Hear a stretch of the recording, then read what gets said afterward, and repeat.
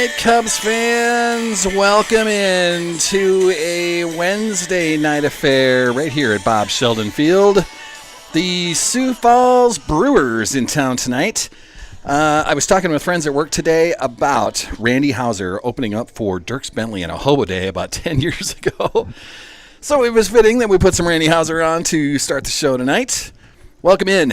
This is Jason Salzman. You are watching the Cubs live on Sal's Media. We are here on YouTube and ready for another affair. Look, 2 days ago, I was dripping with sweat on a golf course all afternoon, and today, sweatshirt weather. So welcome to South Dakota once again. Having this in the summertime is a bit odd, but here we are as we are preparing for Brewers and Cubs tonight from Bob Sheldon Field. Those Brookings Cubs had a good win a couple nights ago. That moved them to 10-4 in their season. They are 4-2 in the Sioux Empire League. Tonight is another SEL matchup. The Sioux Falls Brewers 7-9 in their season, 4-4 in league play. And it sounds like I have to give this over to our PA announcer, AJ, Aaron Jornby, right next to me. We're going to give the PA announcer his turn at this. He's going to do some starting lineups. We'll do the same here. We're going to do a Star Spangled Banner tonight. And then we'll get rocking and rolling with Brewers and Cubs. So don't go anywhere, fans. Brookings Cubs baseball coming up next.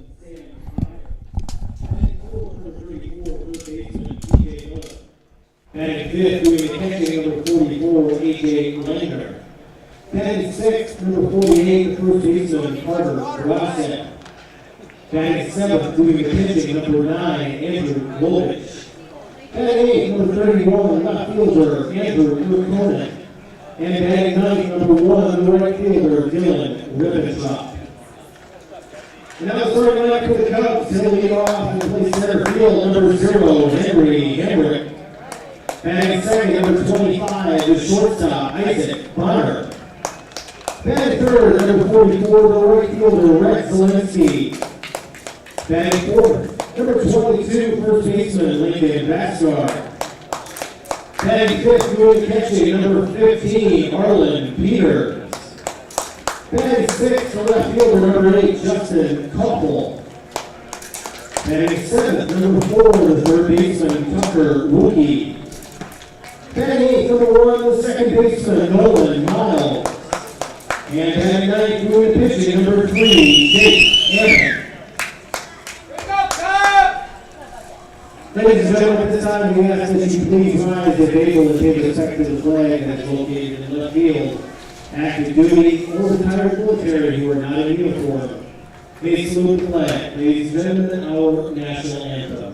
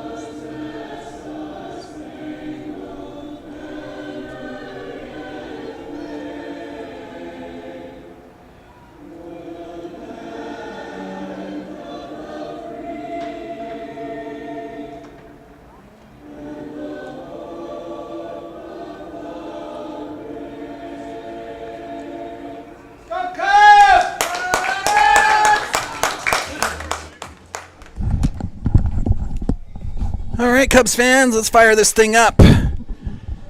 We are brought to you tonight by our exclusive presenter on Sal's Media, Bankstar Financial. With locations in Volga, Brookings, and Elkton, Bankstar provides big-time business with a small-town feel. Looking to finance a home? Need a car loan? How's your retirement plan looking? Stop in today to chat with the local professionals. Bank on the bright side. Bankstar Financial, a proud sponsor of these Saul's Media broadcasts. And for the summer, the Brookings Cubs. They will also be helping me out. I am the voice of the Sioux Valley Cossacks throughout their school season. That first football game for Sioux Valley, 5 weeks away from Friday. Yeesh. Summertime is flying by.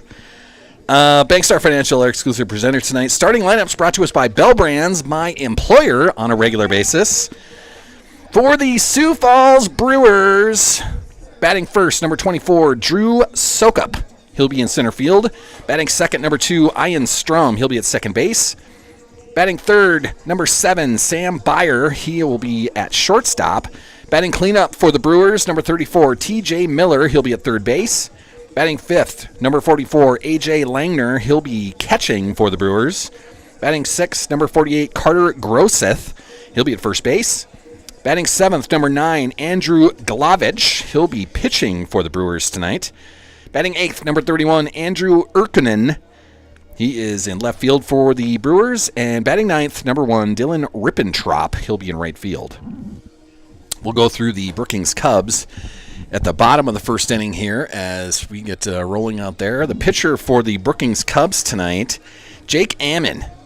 Now, I do have some stats here. You suppose I can find that quick enough? Jake Ammon doesn't have a decision so far this season. He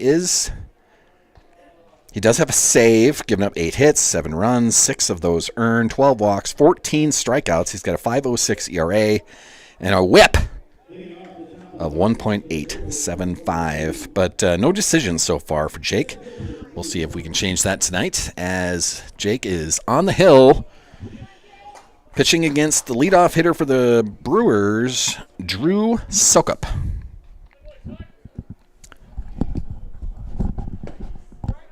And he will start with a strike. Starting on a positive note, this first inning brought to us by GP Auto, a great car repair shop on the east side of Brookings out by Daktronics. Grant Peterson, a good friend of mine, takes care of my car all the time. It's been a serpentine belt. It's the belt that makes your car go. Had to fix that earlier this summer, and GP got me in and out of that without any problem at all. So if you need car repair, engine repair, tires, anything, there's a strikeout to start our night. Jake Ammon getting us fired up there. GP and Auto, they can take care of you on the east side of Brookings. So thank you, GP Auto, for being a sponsor of all of our Saul's Media broadcasts, including the Cubs over the summertime. And he'll be a big part of the Sioux Valley Cossacks play-by-plays coming up in about 5 weeks. Crazy that high school is right around the corner already. Ammon firing it so far. 4 strikes in a row to start his night on the hill.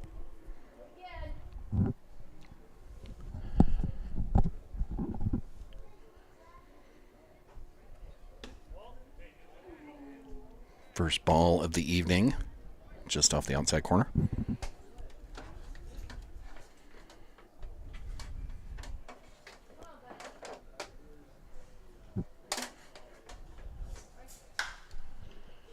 That'll be tapped foul down the right side. Rhett Zielinski chasing after it, but it's going to end up in the bullpen in the right field corner. So a good chase, but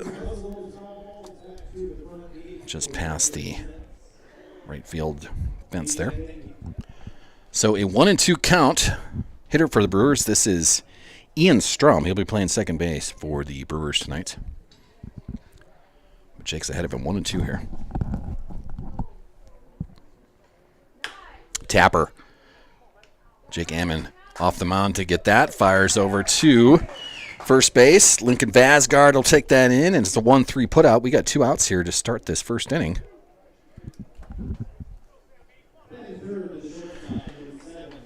Batting third, Sam Byer, number 7. He's a shortstop for the Brewers tonight.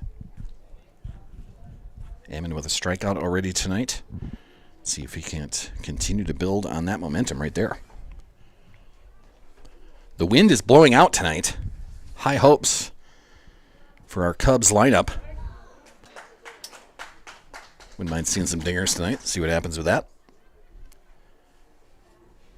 Jake starts Byer off with a strike as well. 0-1.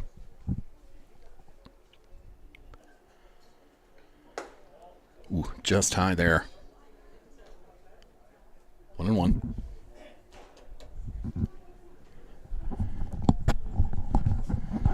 Problems with my headphones here. Keeps squeaking on my ears every time I move around. 2-1 now, just outside.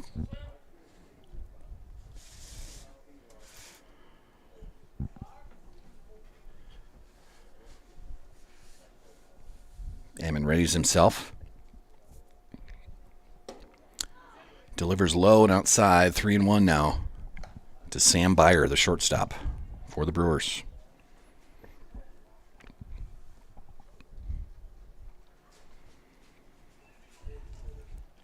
You know, temperature-wise, it's not that bad of a night tonight. It is sweatshirt weather, as I'm wearing a sweatshirt. I think it's only 65 degrees out at the moment. That pitch is going to be low, and that'll be a walk. So the first base runner for the Brewers gets a base on balls. That'll bring up the cleanup hitter. This is the third baseman for the Brewers, number 34, T.J. Miller. Not the actor. T.J. Miller, just a Sioux Falls Brewers baseball player. That actor, famous in some movies, including Deadpool. He was the bartender at the club for Deadpool. Byers on the move, and he will successfully steal second. As he slides in. Pitch was called a strike, so it's an 0-1 count, but now a man on second. So runner in scoring position for the cleanup hitter, T.J. Miller.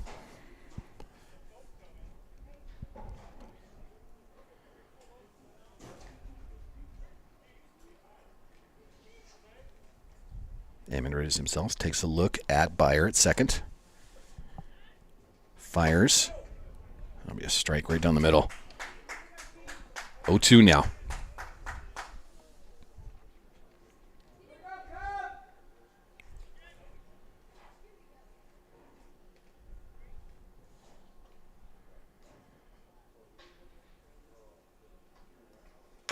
Tapper. Jake Ammon will come off the mound, fire that over to first once again, and has 2 putouts and a strikeout in the inning. And that'll do it for the Brewers in the top of the first. No hits, 1 left on, no runs, and we move to the bottom of the first inning. For our Cubs, starting lineup tonight brought to us by Bell Brands, makers of the mini baby bells, the snack cheese of champions. Batting first for the Cubs tonight, number 0, Henry Hamrick. He'll be in center field. Batting second, number 25, Isaac Bonner. He'll be at shortstop.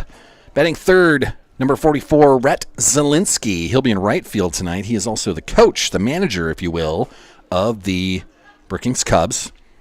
Batting cleanup tonight, number 22, Lincoln Vasgard. He'll be playing first base. Batting fifth, number 15, doing our catching duties, Arlen Peters. Batting sixth, number 8, Justin Koffel. He'll be in left field tonight. Batting seventh, number 4, Tucker Wookie. He'll be playing third base. Batting eighth, number 1, Nolan Miles. He'll be at second base tonight. And batting ninth, number 3, Jake Ammon, our pitcher for tonight. He's got 2 putouts and a strikeout so far in his evening to go with a walk. But stranded the man at second base, and he gives his team a 0-0 score to fire up the first inning tonight. In the past broadcasts, I have gone all over the place. It was a fun all-star game last night. Ended the 9th inning tied at 6, and in a great new twist to the all-star game, they hit home runs to see who was going to win it, and it was the National League. Schwarber hit enough home runs to claim the victory for the National League. I like that so much better than trying to decide who's going to have home field in the World Series. Do not do that in an exhibition game. That is awful. So a home run derby, if you will, to end the tie and break the tie, much like the shootouts in hockey, which we're all fans of. Just see who can hit the most home runs at the end and claim a victory. I loved it. It was fantastic. A good game. Our Twins had a nice outing as well. Joe Ryan was in there for an inning, had 2 strikeouts, I believe, and I don't think he gave up a hit either. It was a 1-2-3 inning for him. So Joe Ryan looked impressive and has all season long. His record doesn't quite show that, but Joe Ryan, the star of the starting staff for the Minnesota Twins. And the true all-star voted in. Joe Ryan was an injury replacement, but Byron Buxton had himself a nice night as well. Got in around the 5th inning. He was the difference maker in the 9th as he hits a double for his hit. And then right behind him, I believe it was Witt Jr. that hit a double as well to score Byron Buxton, and ended up tying it in the 9th inning. So a good turnout for our Minnesota Twins as Byron Buxton shows why he is one of the best outfielders in the majors this season. So congrats to Joe Ryan, Byron Buxton. Now they come back to reality. Maybe a day off today, but come home and get ready to head out to Denver as they'll have a series with the Colorado Rockies, the hapless Colorado Rockies at the moment. A weekend series against those guys. Hopefully they get all 3 of them. They should. Rockies just got to 22 wins on their season before the break. 22-74, I believe their record is. Trying to beat a White Sox record that you would think would be unbreakable as far as futility goes, but the Rockies are giving it a run. So the Twins will head out to Denver for the weekend. Hamrick starts the Cubs off with a strikeout. This is batting second is Isaac Bonner, number 25. He's our shortstop tonight. He's got himself a 2-0 count. Isaac Bonner, the lefty. The wind tonight is blowing straight out. More or less to right center, I guess, if you want to call it that. There's a strike in the outside corner, 2-1. So hopefully our Cubs can take advantage of that tonight, lift some balls in the outfield, and see if the wind can't take them out of here. Inside, 3-1. Getting all sorts of texts here. I don't know what's going on.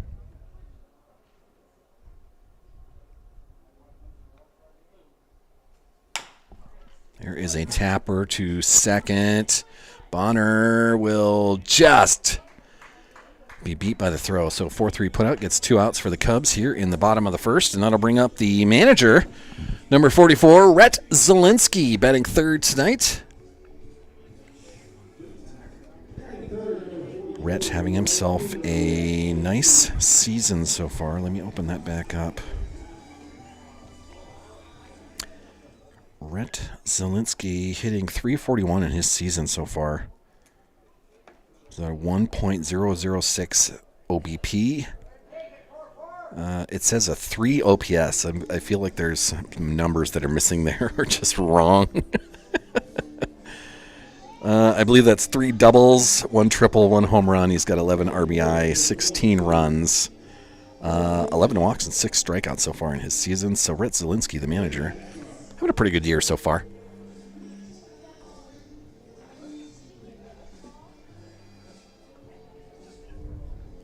Little visit to the mound by the Brewers there. So Rhett Zielinski now will... Oh, he's on first. I missed something while I was yapping. Sorry. Hit by pitch, maybe. This will bring up the cleanup hitter, Lincoln Vasgard, our first baseman tonight. He'll straight with an 0-1 count. So while I was yapping about Rhett's stats, he is on first base.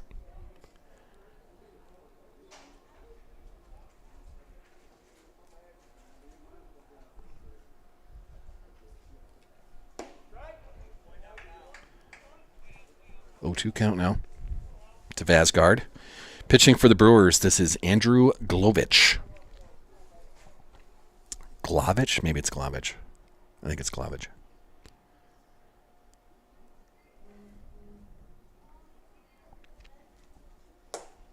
Swings through that, and Vasgard will strike out. And that'll end it for the Cubs in the first. No score.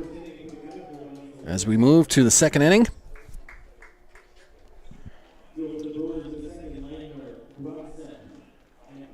Coming up for the Brewers, the 5-hitter for the Brewers, A.J. Langner, and then Carter Groseth, and the pitcher, Andrew Glovich. All due up for the Sioux Falls Brewers. The second inning of our affair tonight brought to us by Brookings Vision Center. They took good care of me about a month and a half ago as I needed new glasses and also new safety glasses for my job out at Bell Brands, my regular employer. Fantastic customer service out there. They were so helpful, so friendly, so good. And then just helping you out with every step of the way of picking out what looks good on your face. This is how this will work, and just making the eyewear fit at the same time. Brookings Vision Center offers comprehensive eye services for the whole family. They are located on 20th Street South, kind of near Main Avenue. You have to go a little bit east of Main Avenue, but out there on 20th Street South on the south side of town. A fantastic place, and they had no problem being a part of the Brookings Cubs for the summertime. So thank you, Brookings Vision Center, for being a sponsor of the Cubs, being a sponsor here on Saul's Media as well. And they are the sponsor of the second inning. So thank you to Brookings Vision Center. We'll get you involved with Sioux Valley Athletics as well. We'll do that coming up in the next month here. I've got a lot of work to do to put ads together and put, businesses on every broadcast. That's kind of how we sell this thing. So it'll be fun. Looking forward to another season with the Cossacks. Their first game is August 22nd for football. They do get to make the trek out to Rapid City, and it's a work weekend at Bell Brands for me, which means I would have to take 2 days of vacation to get out there and back. And I need those vacation hours for the rest of the football season and for the volleyball season, so I do not get to make the first game for the Sioux Valley Cossacks, as I've been bragging them up for the last 5 minutes. I will miss the first game on the road, but have full intentions of not missing any of the other ones. Should be a fun season. Sioux Valley got all the way to the Dakota Dome in Class 11B last year and ended up losing in the championships. It brought home a runner-up trophy. After that, it was every girls' team that competed for Sioux Valley went to a state tournament last year. Volleyball goes. Basketball gets a consolation championship. The softball team got all the way to the Class A state tournament. The golf team, cross country, track and field stars. If you were a girl athlete on any of the teams in Sioux Valley last season, you went to a state tournament. That's how they all finished. It was amazing.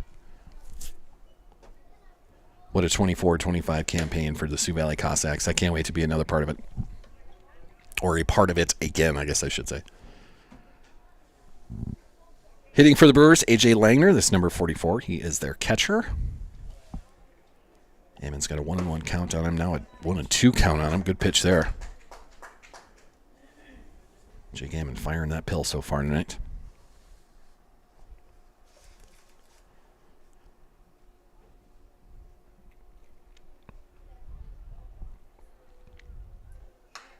Foul back into the netting. Count will stay 1-2.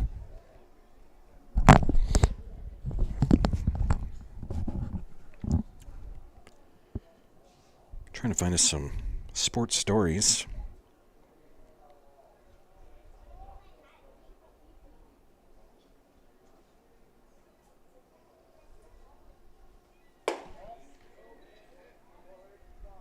Good pitch, just missed. 2-2.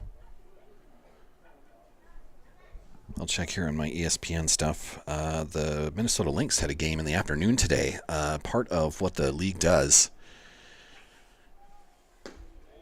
it'll have these midweek afternoon games because it's part of a youth basketball clinic at the same time. So the participants of those games get tickets to the afternoon game and making it easier for families to get there for participation, for kids to be a huge part of the whole affair. And I think, I'm not sure if every team is doing, there's a big strikeout. Jake Ammon firing that pill. Second strikeout of the night. That'll bring up the sixth hitter lineup for the Brewers, number 48, Carter Groseth. He is the first baseman for Sioux Falls tonight. So I'm not sure if every team is doing this youth basketball clinic in the WNBA, but they were just out in LA last week, and the Sparks had one. That's fouled straight back into the netting. 0-1 to Groseth. And then Minnesota just had theirs today. So it was part of a matchup against the Phoenix Mercury with the Lynx getting another win today, win number 20 for them, which is fantastic. That pitch a little low, 1-1.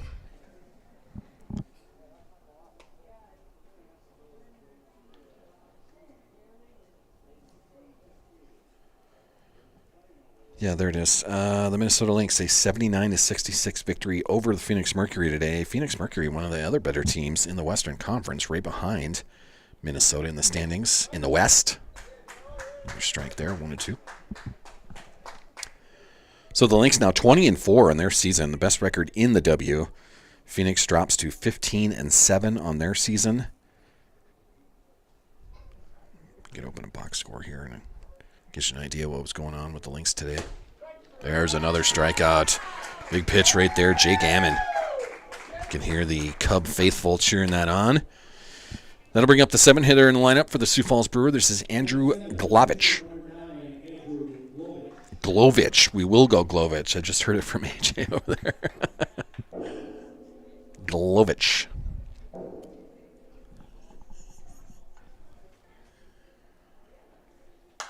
That is fouled straight back. We've got plenty of kids on the concession stand of Bob Sheldon Field that'll chase that down. They get 50 cents for every time they bring a foul ball back.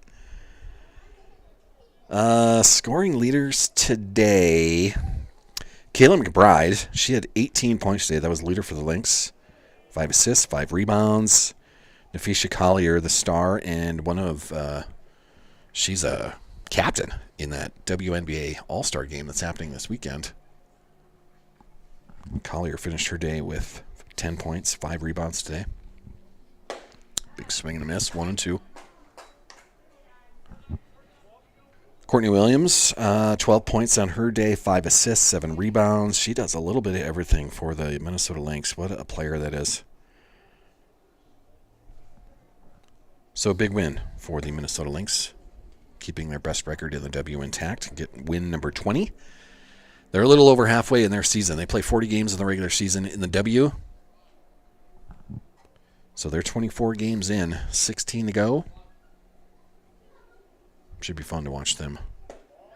Big curveball, just misses. 3-2 now.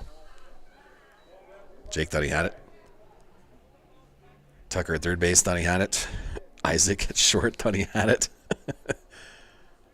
Just missed on that curveball.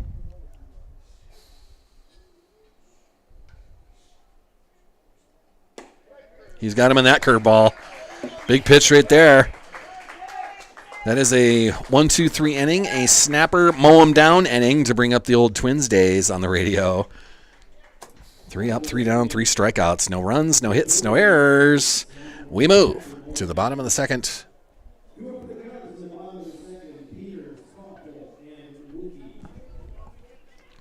Coming up is the 5, 6, 7 hitters, Arlen Peters, Justin Koffel, and Tucker Wookie, all due up for the Brookings Cubs.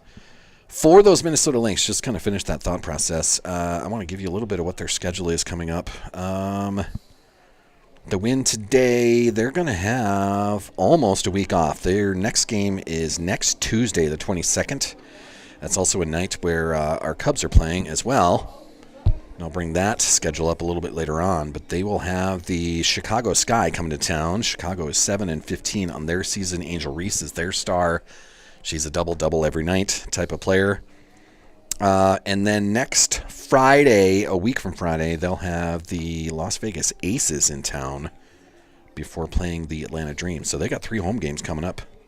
Actually 4 with the New York Liberty right there. But a big win for the Lynx, keeping the best record intact. They're 20-4, leading the West. Leading the East, the New York Liberty, 14-6 in their season. The Atlanta Dream, 13-9 on their season. And the Indiana Fever, the Caitlin Clark-led Indiana Fever, 12-10 on their season. I believe that game is happening currently at halftime right now. Vegas Aces are beating Dallas.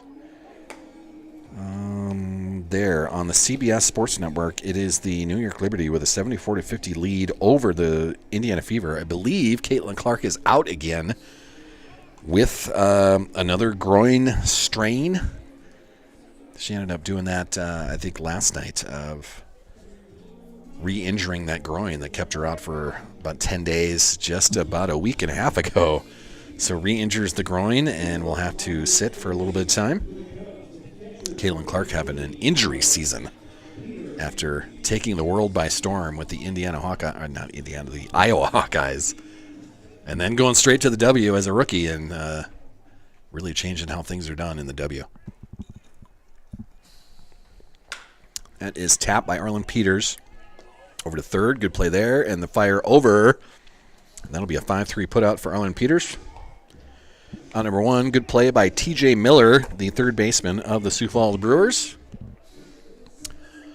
So one out here in the bottom of the second as number 8, Justin Koffel, comes to the plate. He's our left fielder tonight. Cubs still searching for their first hit of the evening, as are the Sioux Falls Brewers, but Cubs with some opportunities here.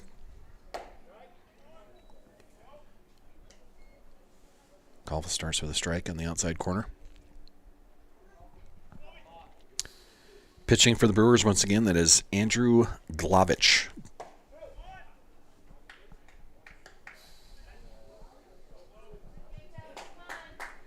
That was another strike in the outside corner. 0-2. See if he can't paint that one more time. Tried. Too far out. 1-2.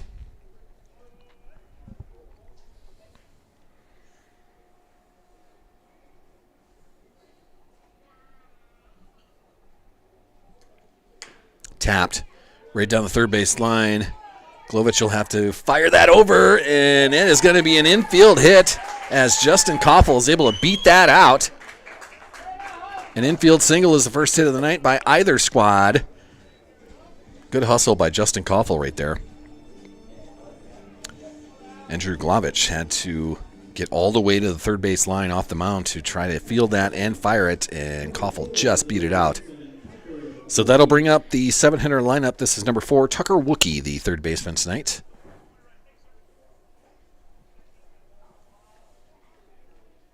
Koffel on first with 1 out. He is a threat to steal. Wookie's going to start his at-bat with a strike on the outside corner, 0-1.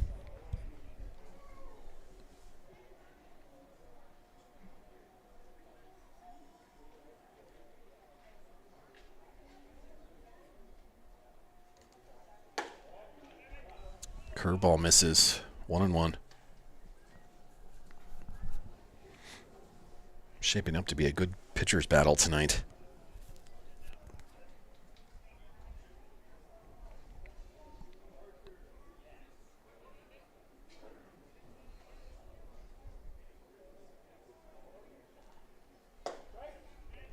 There's a strike in the outside corner. 1-2.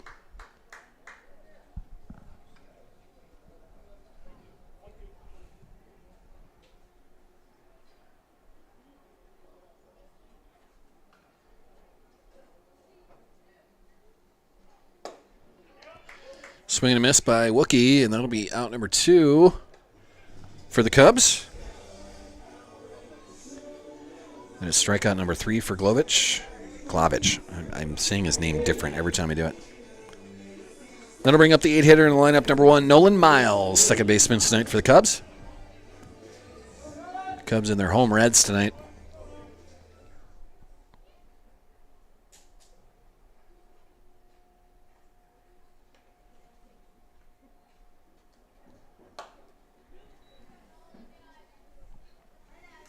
Miles launches one on the outside. Ball 1.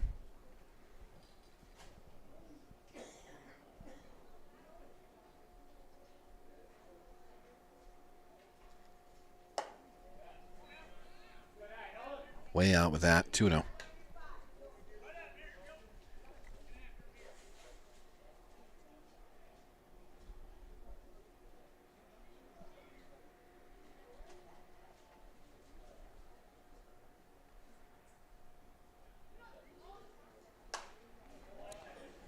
That is fouled into the netting.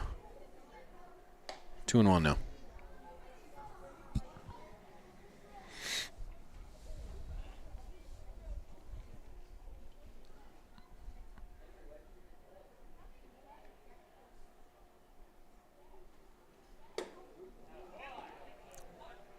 Nolan's got to duck out of the way of that one. 3-1 count. Justin Koffel on first. 2 outs for the Cubs here in the bottom of the second. Cubs got their first hit with Justin Koffel beating out. Throw from Glavich on the third base line. That's going to be a check swing. He held it enough. That'll be ball 4. So that'll put runners on first and second. Koffel to second. Nolan Miles reaches on a walk. That'll bring up the 9-hitter in the lineup, number 3, Jake Ammon, our pitcher tonight, who is doing very well on the mound. He's got 4 strikeouts himself tonight, but now trying to help out his own cause here with a couple of runners on base now. Big drive down the left field line. That'll drift foul into that bullpen in the left field corner. So 0-1 for Jake Ammon.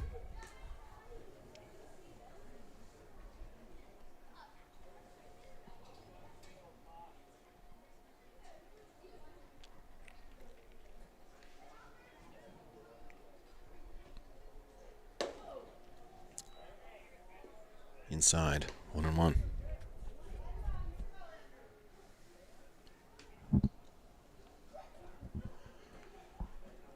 This is the second game of the day here at Bob Sheldon Field, as I believe the 13-year-olds were here. It was a matchup against Pier this afternoon.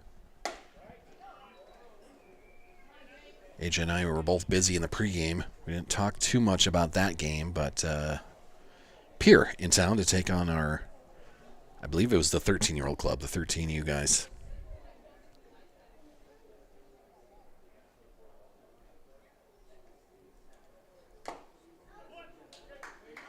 Foul tip caught, and that will be another strikeout, and that'll end our second inning. We move to the top of the third. For the Cubs, 1 hit, 2 left on. And 2 more strikeouts for Glavich. We're going to get his name down soon. For the Brewers, to start their third inning, it'll be the 8-9 hitters, and then top of the order, Andrew Urkonen, Dylan Rippentrop, and then Drew Sokup at the top of the order. Third inning tonight brought to us by Ray's Corner. You can see their logo flashing through the corner of the screen there. Ray's Corner, a staple of the downtown scene, if you will. Big on Hobo Day, big on St. Patrick's Day. The fans of military and do everything they can for disabled veterans, for veterans in general, with sponsoring poker runs and hosting things and being part of the flag ceremonies around the downtown area through the holidays, through Memorial Day, through Veterans Day. Ray's Corner does everything they can, but for you to beat the summertime heat or even warm up in the wintertime, stop on down to Ray's Corner, one of the traditions of the downtown area. So thank you, Rays, for being a sponsor of the Sauls Media broadcasts and the Brookings Cubs through the summertime. The boys of summer. Little town ball. Always fun here at Bob Sheldon Field. For the temperature that we have, being 65 degrees at game time, we've got some people here in the stands, a little bundled up. There's some sweatshirts, a couple of coats down there. Some fans here from the Sioux Falls area cheering on their squad as well. Fun night here at Bob Sheldon. Instead of the steamy 90 degrees that we had a couple nights ago, it is 65 with a little breeze blowing straight out.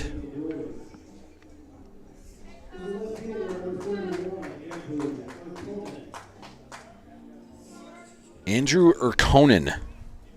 That's how we'll pronounce that. Okay. Urkonen.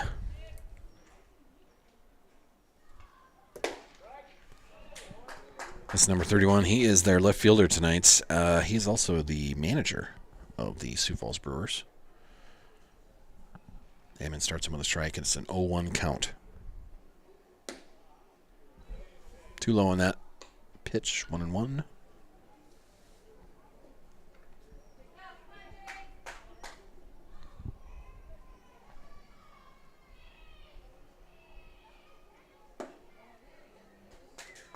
swing and a miss on that. 1-2.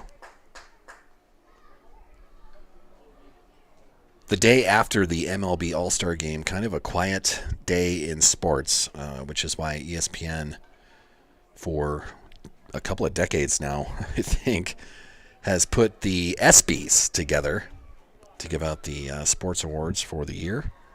So that is happening live on ESPN at the moment. I'm also picking that up on my phone. I could watch that, but I'm not going to. But just show you how slow it is. There's strike 3 there on the outside corner. Good pitch.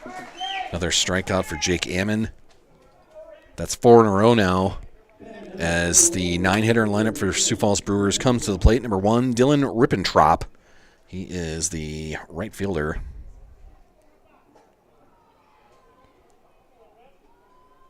Still getting texts out here.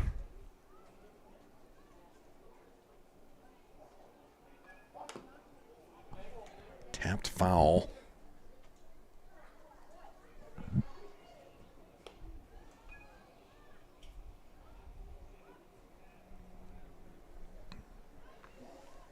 Oh, 0-1 to Rippentrop. Ammon's got 4 strikeouts in a row, trying to get 5. Shows a bunt, pulls that back. Pitch will miss. It'll be 1-1.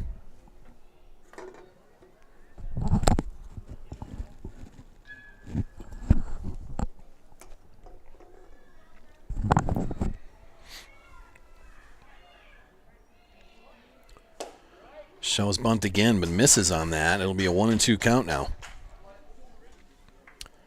Rippentrop trying to get on first any way he can. Brewers still looking for their first hit of the evening. But with a 1-2 count, probably not bunting this time. He's going to have to swing through this. He shows it, but pulls it back. Pitch is high, 2-2. Trying to bunt with 2 strikes. Interesting.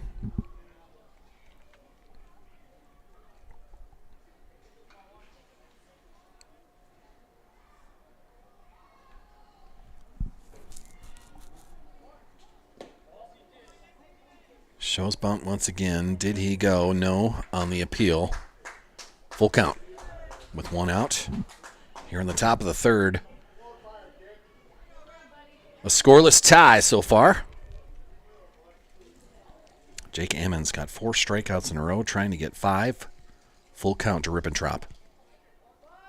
Shows bunt once again, and it'll be a foul ball, but that is strike 3 on the bunt try. We'll call that a strikeout. 5 in a row now for Jake Ammon. That'll bring the top of the order to the plate for the Sioux Falls Brewers. This will be Drew Sokup, center fielder, the left-hander.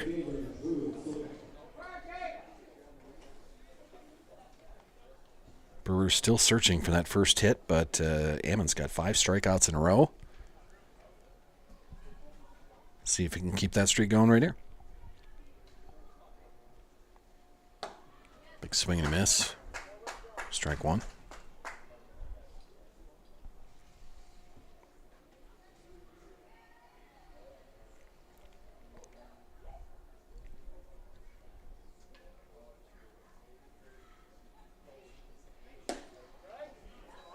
There's a strike on the inside corner, 0-2.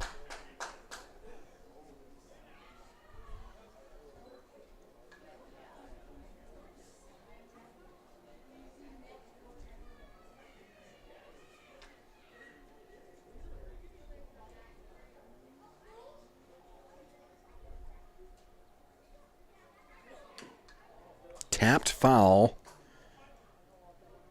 Count will stay at 0-2. Umpire's going to take a look at that baseball. Ammon is going to have a chat with Arlen Peters, who took that off the inside of his thigh, it looks like. That's where he was pointing at there.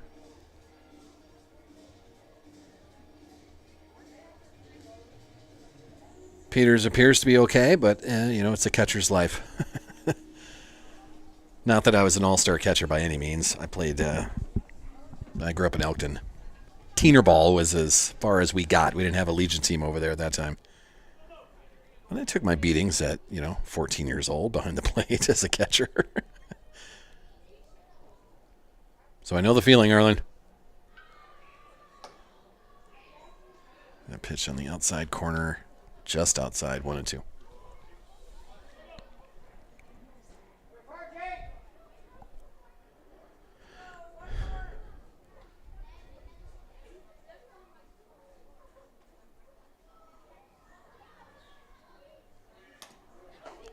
Just got a piece that, no, he did not. So the throw down to first, and that'll be a strikeout one way or the other.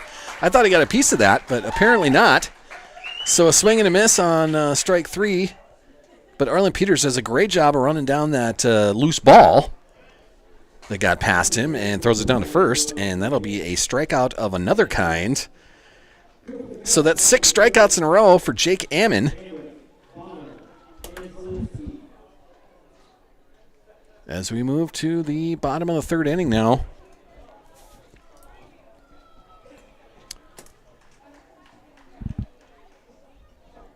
Getting strikeouts any way you can there. So that's the 2nd inning in a row where Jake Ammons had a snapper mow him down inning to bring back the old Twins radio days. Ammon firing that pill tonight. For the Cubs in the bottom of the 3rd inning. Top of the order coming to the plate. Henry Hamrick, Isaac Bonner, and Rhett Zielinski all due up here in the 3rd inning. Cubs have the only hit of the evening. That was a Justin Koffel infield single. So we'll see what Hammer and Hank, Isaac and Rhett can bring to their at-bats right here. Sun is peeking behind the clouds to our west as the field just brightened up a little bit.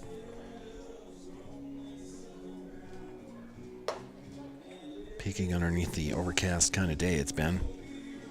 Some sprinkles from time to time is what I was told. I was working all day, so I didn't see any of the... Didn't get to participate in any of the weather that was happening today, but it sure looks like it should be raining as far as the clouds go. But we have a fair night here at Bob Sheldon Field. A little cooler than a couple of nights ago, which is just fine. It's a big week for the Cubs as they get a win on Monday night. Now they're playing here on Wednesday night. This weekend, Saturday night, they'll have the Laverne Redbirds in town here at Bob Sheldon Field. That's a 7 o'clock start on Saturday night. And then Sunday night, we'll head down to Renner, play the Renner Monarchs. You know, their Sioux Empire League affair. Renner, one of the better teams in Class A amateur baseball. Cubs will finish the season with 2 matchups against the Harrisburg Woodies, and they are the top team in Class A South Dakota amateur ball. We'll play them here once, and then we'll head down to Harrisburg and play them down there. Hammer and Hank, a 1-2 count now. Henry, our center fielder tonight. We'll look at strike 3. Henry thought it was a little bit low. Middle of the plate. Having some conversation with the home plate umpire. But it'll be strikeout to start the bottom of the 3rd, and that'll bring up the 2-hitter in the lineup. Number 25, Isaac Bonner, our shortstop for the evening. Isaac will hit with 1 out here in the bottom of the 3rd. Too high there. 1-0.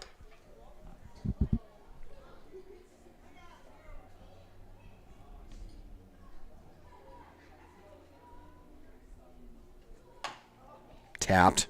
Left side. It'll stay fair. Nice play by the third baseman once again. That's TJ Miller with a nice pickup and a nice throw to get Isaac Bonner at first base. So the 5-3 putout gives the Cubs 2 outs here in the bottom of the 3rd, and that'll bring the manager to the plate. Our right fielder tonight, number 44, Rhett Zielinski.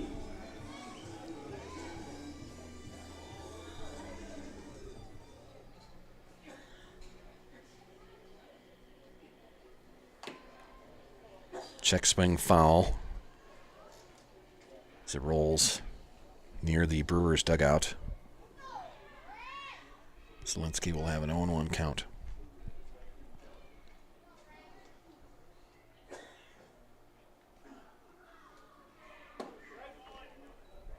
There's a strike in the outside corner. 0-2.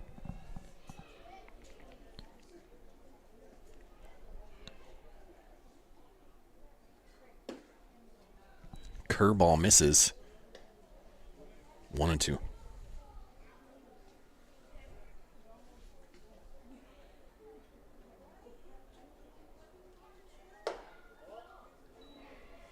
Also misses a little high on the inside corner. 2-2.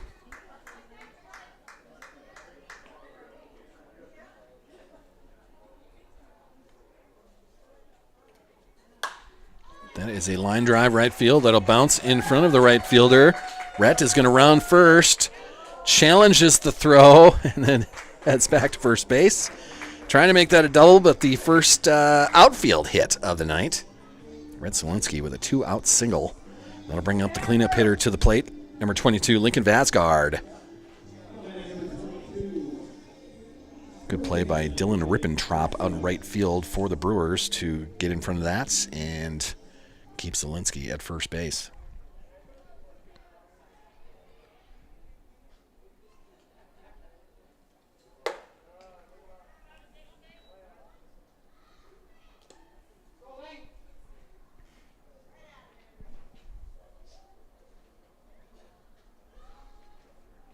First pitch, too high. 1-0 to Vasgard. Swings through that. 1-1.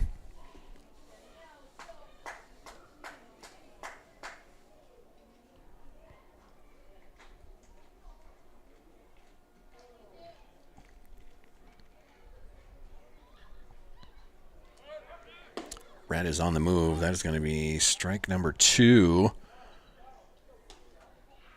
Rhett will slide in with a stolen base at second base, so he is sitting in scoring position. Vasgard now still battling with Glovich, the pitcher for the Sioux Falls Brewers. 1-2 count.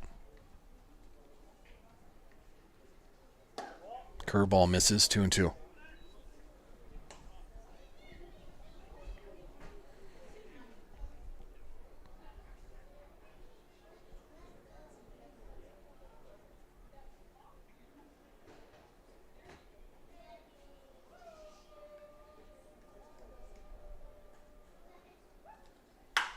Big blast, left field. That is going to go over the head of the left fielder.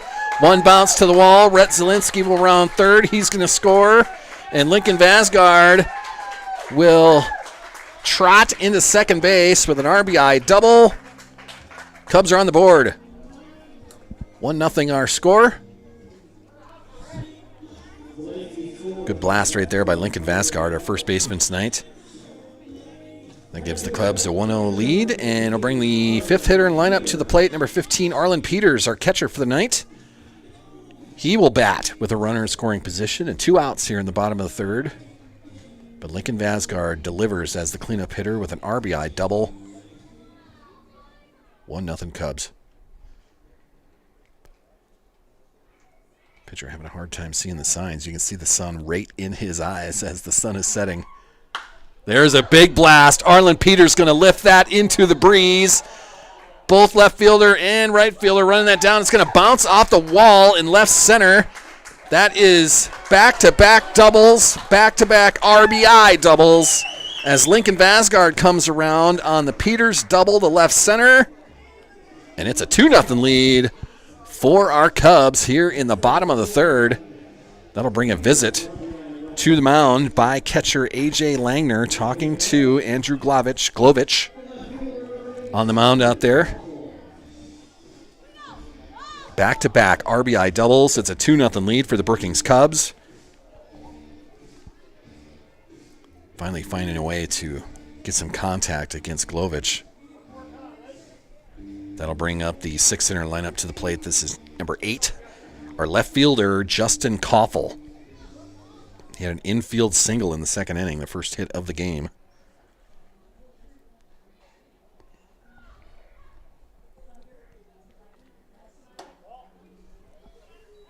First pitch a miss on the inside corner, 1-0.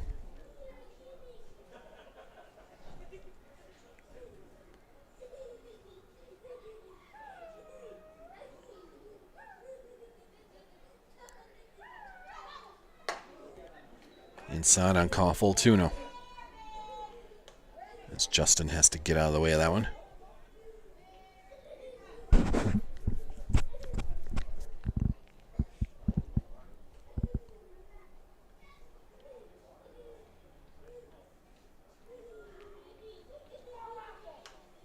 Tapped into the netting.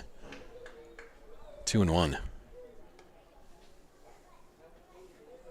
Koffel barely got a piece of that. Kind of off his fists on that swing.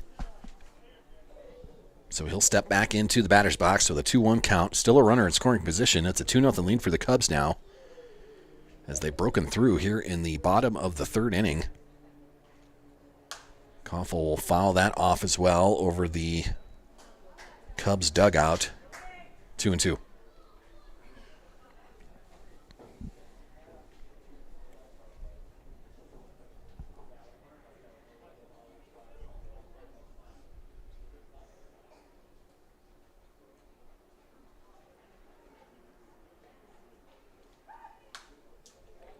Foul back into the netting. Cam will stay at 2-2. Koffel in a good battle here.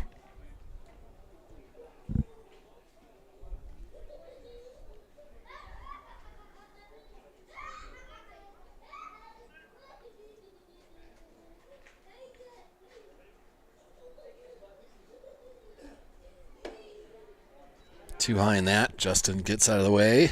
Full count now with 2 outs. Arlen Peters will be on the move now.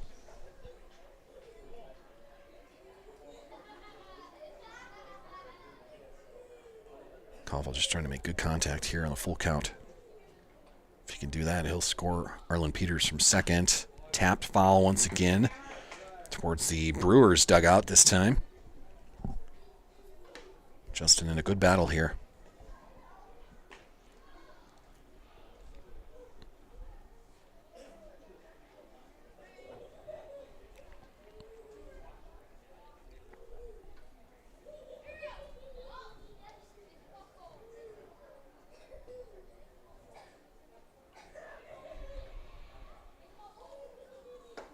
Ooh, big curveball. Fools Justin, and that's going to do it for the bottom of the third. Another strikeout for Andrew Glovich. With the Cubs break through. 3 hits, 2 runs, 1 left on. Cubs take a 2-0 lead as we head to the top of the 4th. Clear some things out here. Top of the 4th inning. With a 2-0 lead, the 4th inning will be sponsored by Scoops and Loops, a fantastic new business in downtown Brookings. Scoops and Loops. Get your ice cream, get your pretzels. Ava and friends, they'll take care of you. They have a lot of fun in their shop. That is located basically right across the street from Ray's Corner. Scoops and Loops. Part of the downtown fun here in Brookings. A fantastic new business. Get down there and cool off with some ice cream. Enjoy the pretzels. Ava's a fun conversation. You're going to love your experience at Scoops and Loops. I think they do a lot of photo taking there. They got a little photo thing set up, with a phone, and it's like an influencer's paradise down there. So enjoy some ice cream, enjoy a pretzel, and support local business. Ava's a lot of fun. She was more than happy to be a part of the Brookings Cubs through the summertime. Hope we can continue that relationship and keep you on board. Not only with the Brookings Cubs in the summertime, but we can get you on the Sioux Valley slate. We'll see what happens. Scoops and Loops, our sponsor of the 4th inning. You can see their logo flashing across the corner of the screen.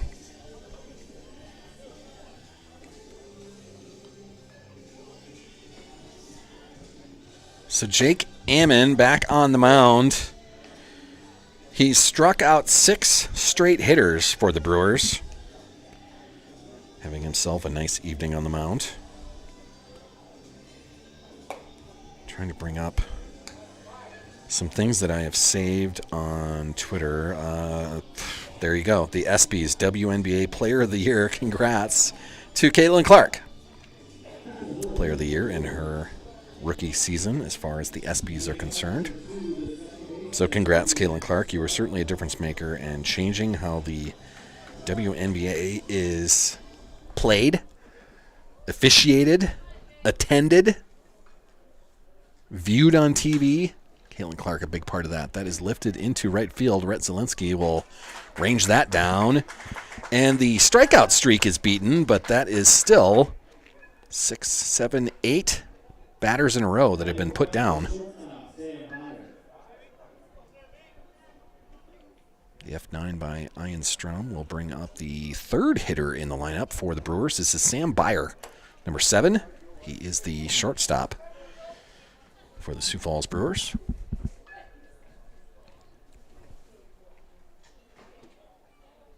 Hammond too low on the first try. 1-0. So I tend to look at things on Twitter or X, whatever you want to call it, and then kind of save them. If it's interesting to what I'm doing for this broadcast or even my Salsy Show podcast, it's always fun to just bring up these fun stories that I find. The NFL season is 50 days away as of today. That's from Adam Schefter earlier today. Sounds like Barstool Sports is going to be a much bigger part of the FS1 college football broadcasts.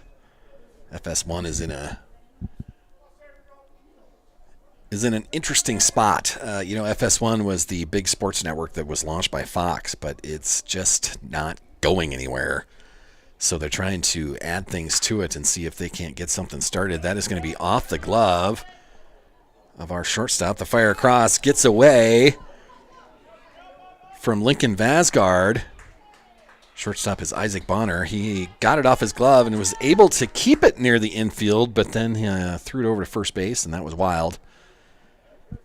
So, Sam Byer is going to reach on an infield single, but advance to second on the error.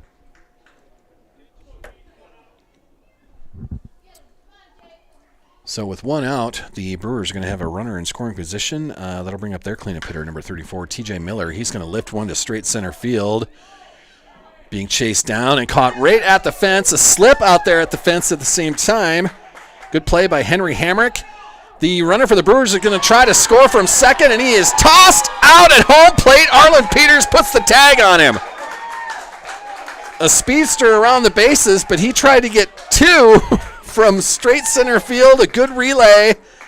Hamrick gets that into Isaac Bonner. Bonner fires it to home, and a great double play to end the top of the fourth for the Brookings Cubs. TJ Miller on the fly out to straight center field, and Sam Byer, the 8-6-2 putout with a great tag by Arlen Peters. And that'll end the top of the fourth. Great play, Cubs. Nice job right there. Wow.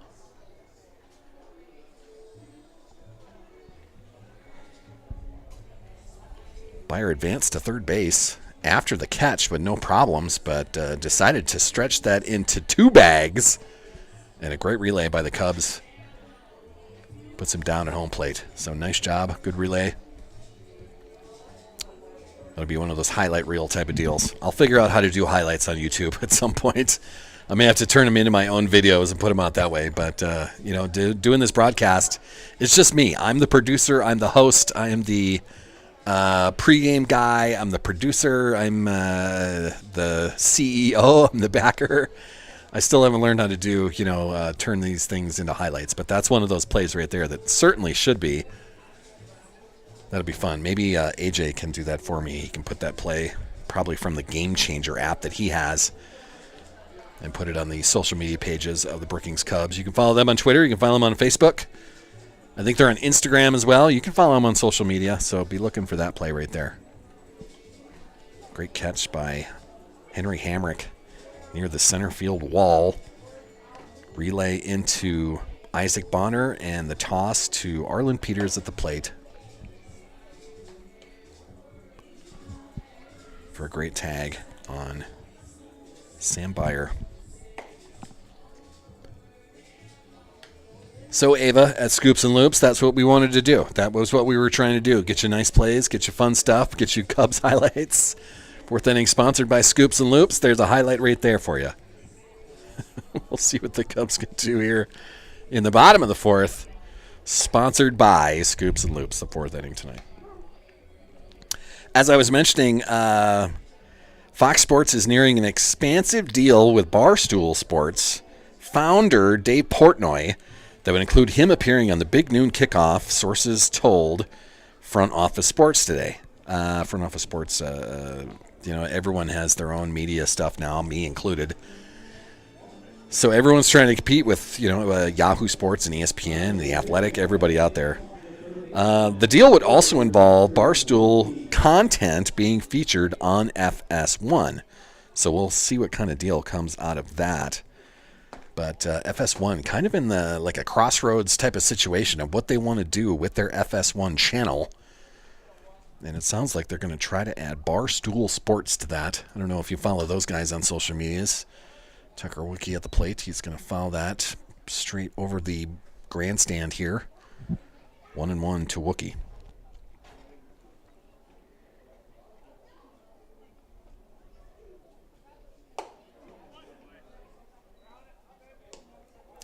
Jeff Passan has the story on ESPN about the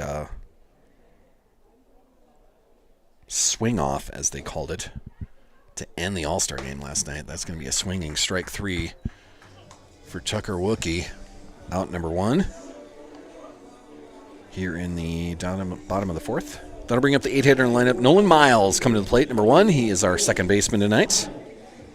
So Jeff Passan has the story of the All-Star Game swing-off as a smashing success for baseball. It didn't matter what it could have been because what it delivered was awesome. That's a quote from Jeff Passan. So you can read that story on ESPN.com. First pitch to Miles outside, 1-0. Well, I've got a Twins report card as well that I saved. I'll go through that a little bit. Both the pitchers and the hitters. We'll wait for in-between innings to do that one. Some good grades there. Certainly deserved, as it is Twins Central. I think they're part of like the Twins Daily Clan. A lot of the followers that are on Twitter for the Minnesota Twins. And Twins Central has graded the hitters and the pitchers so far this season. 3-1 to Nolan Miles. No one walked in his first plate appearance. Fouls that off into the netting.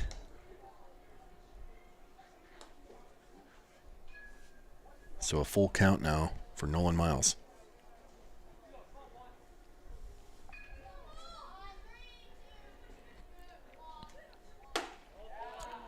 Ball four, he check swings, but stays within the limits.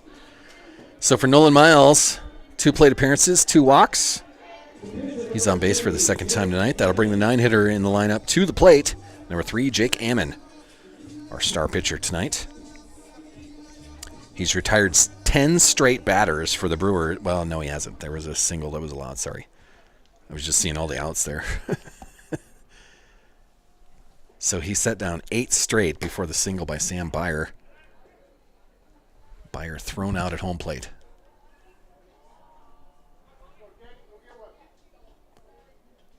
So Jake Ammon trying to help his own cause now with Nolan Miles on first base.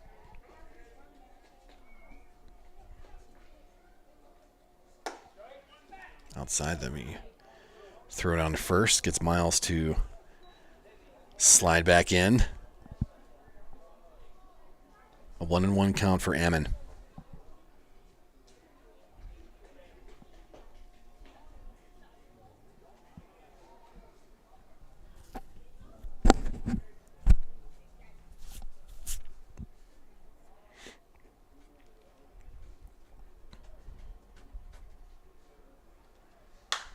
Lifted. Drifting foul, however, that'll go over the fence near the bullpen in the left field corner. 1-2 our count for Jake Ammon. Just a little bit too far in front of that one. 1 out here in the bottom of the fourth.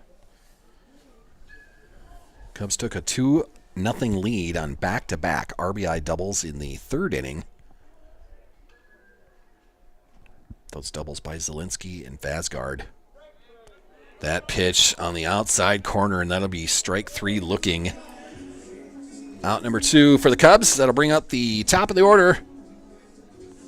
With Nola Miles on first base now with 2 outs. Henry Hamrick, the starter of the double play from the center field fence. Henry so far tonight, he's 0 for 2 with 2 strikeouts.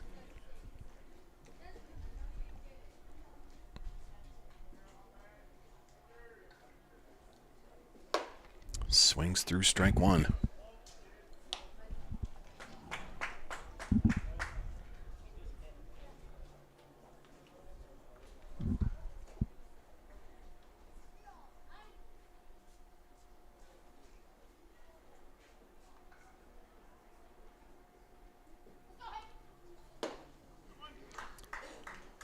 Swings through strike 2. 0-2 count for Henry Hamrick. Leadoff hitter tonight, our center fielder.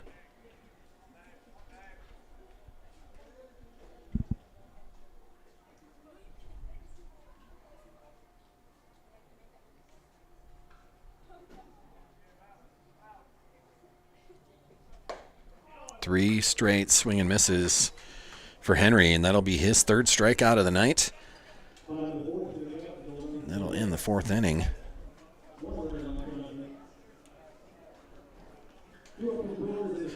For Glavich, that's his 9th strikeout tonight in 4 innings. He has pitched well, other than the back-to-back RBI doubles by Zielinski and Vasgard. He is throwing it well. 9 strikeouts in his night. So that'll bring us to the 5th inning. Top of the 5th, due up, A.J. Langner, Carter Groseth, and Andrew Glavich, the pitcher. 5th inning tonight brought to us by the Man Cave Barbershop. Alicia and friends, they'll take care of you. They're right across the street here from Bob Sheldon Field, a great barbershop here in town in Brookings. Yeah, they do everything off of their Facebook page. So you have to schedule your appointment off of their Facebook page. So go to the Man Cave Barbershop on Facebook and do your online booking. And then Alicia and friends will take care of you, man. It's a great barbershop. She's a proud sponsor of Brookings Athletics. She's also a sponsor of our Sioux Valley broadcasts. Alicia and friends, man, they'll take care of you right here on South Madary, across the street from Bob Sheldon Field. Big sign there as you drive up to all of the baseball fields here. Thank you, Alicia, for being a part of the Sauls Media broadcast. She's a believer in the podcast, a believer in the play-by-plays, and wanted to be a part of the fun. So she's a part of the Cubs. She's a part of Sioux Valley. And we'll keep that up. 5th inning brought to us by the Man Cave Barbershop. Due up for the Brewers, number 44, the catcher, A.J. Langner.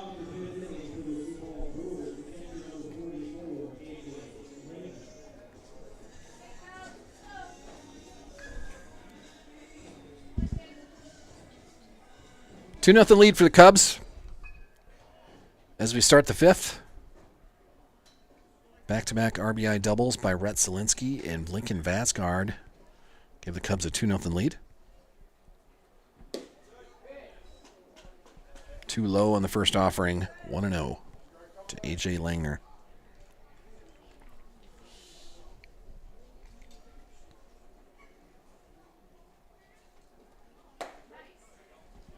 There's a good strike in the outside corner. 1-1.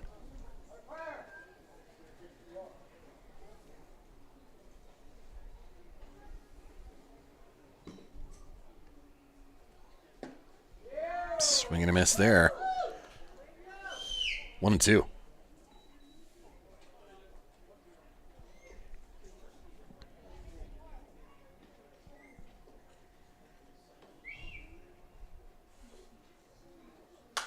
Fouled off.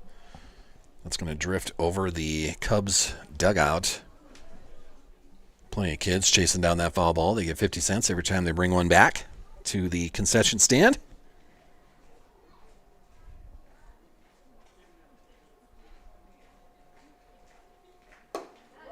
There's a strike in the outside corner. Another strikeout looking. And strikeout number 8 for Jake Ammon.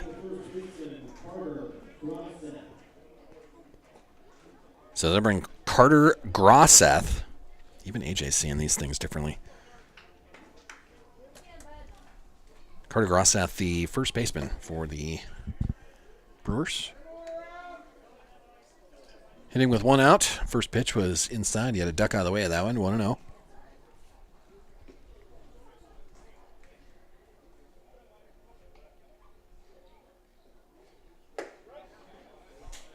There's a strike down the middle. 1-1.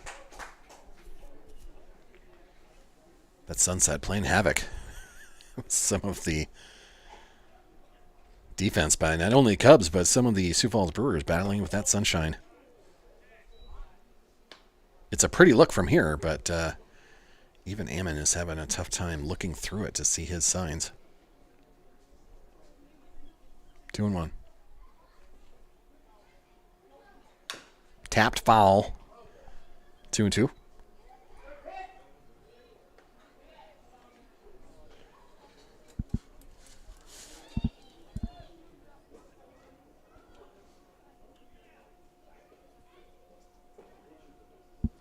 For Carter Grosseth.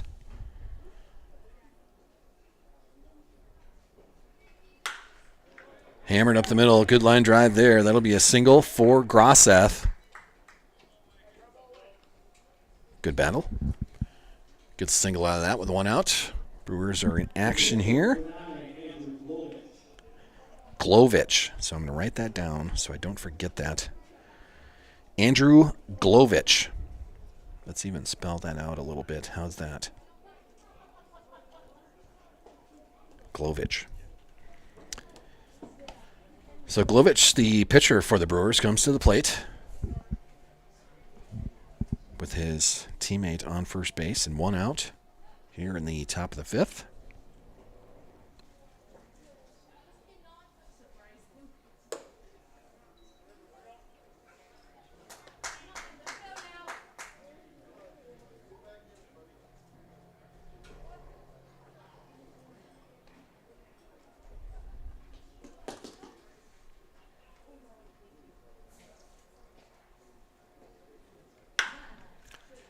Hammer just past Tucker Wookie at third base. Hard hit ball there. Tucker made a play on it, just got underneath the glove. So back-to-back singles by the Sioux Falls Brewers. They'll have a man on first and second now with 1 out. And that'll bring the coach, Urkonen. And I do have that one kind of written out as well. So with 1 out, 2 men on, number 31, Andrew Urkonen, the left fielder for the Brewers, comes to the plate. Too high in the first offering.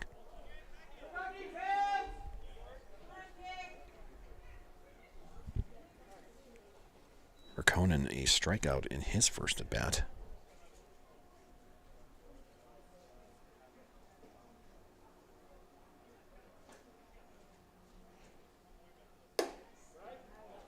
There's a strike.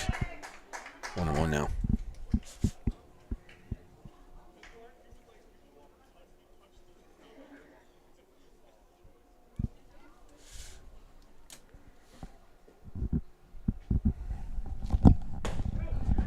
Two of them now, 1 and 2.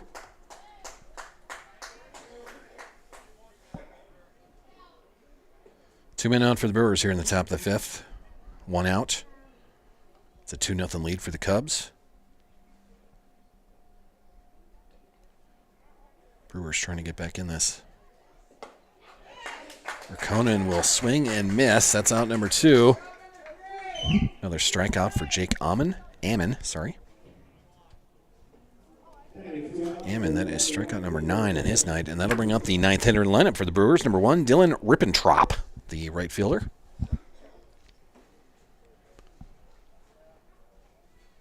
Still 2 base runners out there. Rippentrop showing bunt, will foul it into the netting.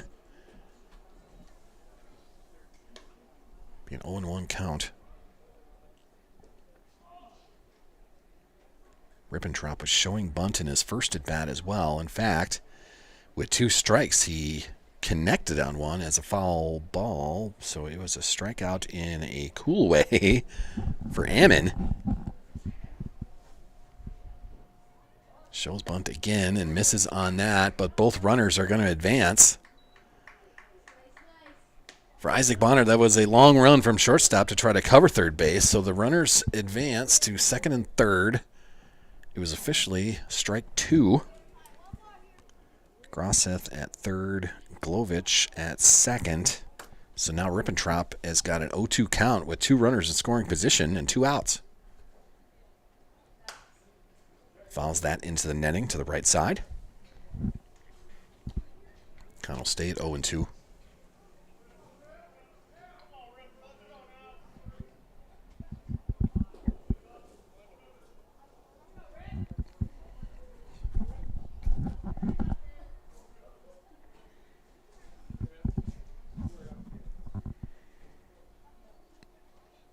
And a big swing and a miss. Nice job by Jake Ammon to get out of that jam. Big strikeout there as we move to the bottom of the 5th. Unscathed. Another strikeout. Strikeout number 10 for Jake Ammon tonight. For the Brewers, 2 hits, 2 left on, no runs, no errors. That'll do it for the top of the 5th. For the Cubs coming up here in the bottom of the 5th inning, we'll have the 2, 3, 4 hitters coming to the plate. That's Isaac Bonner, Rhett Zielinski, and Lincoln Vasgard. See if they can add to this 2-0 lead. As promised, in between innings was how I was going to do this. The mid-season report card. This is from Twins Central on Twitter. I still call it Twitter, by the way, instead of X, because X sounds stupid. So on Twitter, Twins Central grades the pitchers and the hitters. We'll start in the pitching. Mid-season report card for the Twins pitchers. Joe Ryan, named to the All-Star game as an injury replacement. He gets an A+ for his pitching so far this season. Chris Paddock, a B. B as in boy. Bailey Ober, who has been not very good this season so far, gets a D-. So not quite failing, but he's close. Simeon Woods Richardson, the young kid, he gets a B on his performance. And then we kind of head to some relievers here at the same time. So Pablo Lopez, he's still a starter, but injured at the moment. He gets a B+. Plus there's an NA there because of the injuries, but a B+ until injured. Festa gets a C. Johan Duran, the closer, he gets an A, although he makes it interesting as a closer for sure. He does strike out a lot of guys, but there's a lot of times where he'll allow a run before getting everybody out. When he comes in and he's got some room to play with, he typically gives up something there.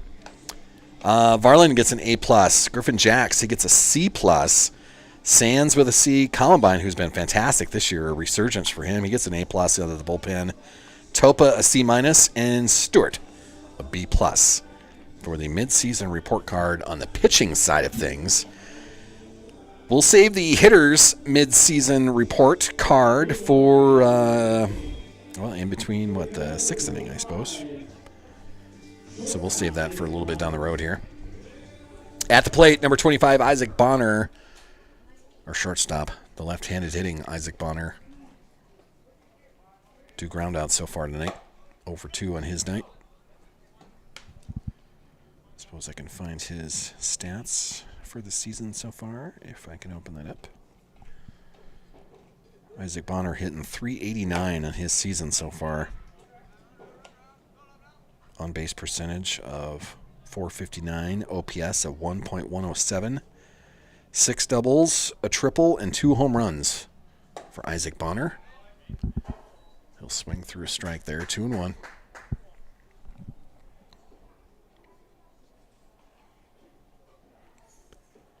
$13 ribbies on his season. He scored 15 times, 7 walks, 6 strikeouts.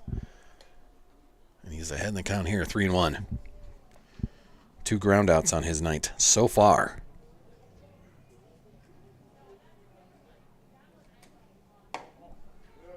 And that'll walk him. So Bonner's going to reach base for the first time tonight. He's over 2 with a walk now. So a man on for Rhett Zielinski. Nobody out here in the bottom of the fifth. Zielinski's been hit by a pitch, and with the single, he stole second base and was part of the RBI fun in the third inning. He'll hold off, but it will be not hold off enough, as the pitcher or the umpire said that he went around in that. So it's an 0-1 count for Rhett Zielinski.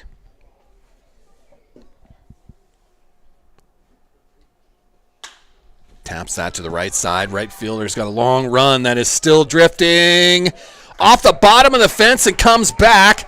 Zielinski into second, and Bonner is going to try to score. He'll get there, and on the throw, Rhett Zielinski will advance to third. It's an RBI double. Zielinski gets all the way to third base on the throw,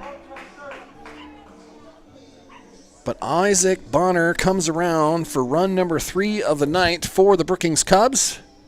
Great hit by Rhett Zielinski in opposite field, off the fence in right. The wind is blowing straight out, so it certainly drifted out there. But a great hit by Rhett Zielinski right there. RBI double. He advances to third on the throw, and it's 3-0 Cubs. At the plate now, our cleanup hitter, number 22, Lincoln Vasgard. RBI double in his last at bat. He's 1 for 2 with a strikeout. And he'll start this at bat with an 0-2 count.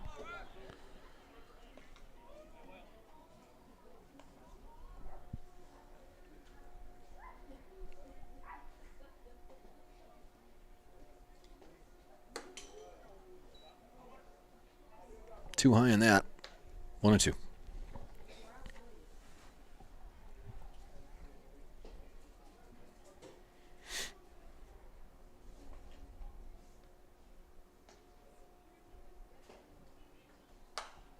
Tapped foul over the grandstand. Count will stay at 1-2.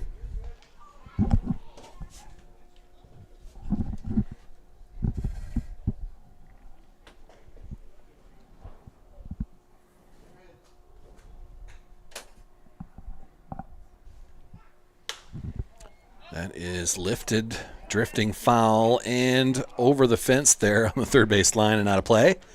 Count's going to stay at 1-2. Vasgard in a battle here with Andrew Glovich, the pitcher for the Sioux Falls Brewers.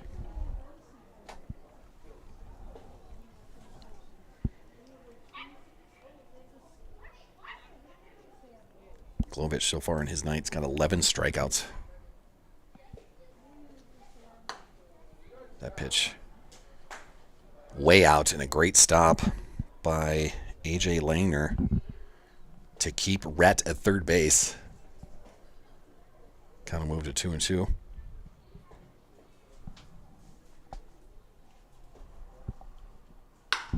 There's a drive left field that is going to be right at the left fielder. Rhett's going to tag up, and he'll motor home. A sac fly for Vasgard will make it 4-0 Cubs.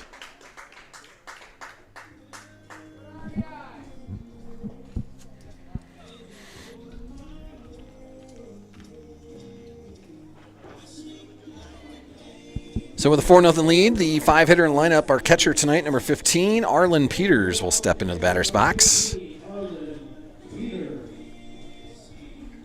Cubs leading 4-0 now here in the Sioux Empire League matchup. Peters will say that he went around on that. Couldn't hold his check swing back. Umpire calls it a strike. 0-1.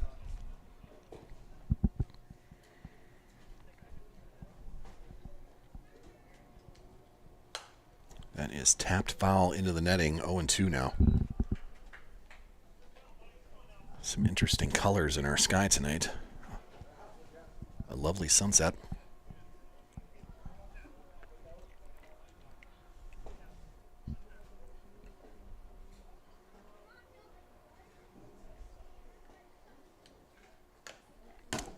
Tapped foul.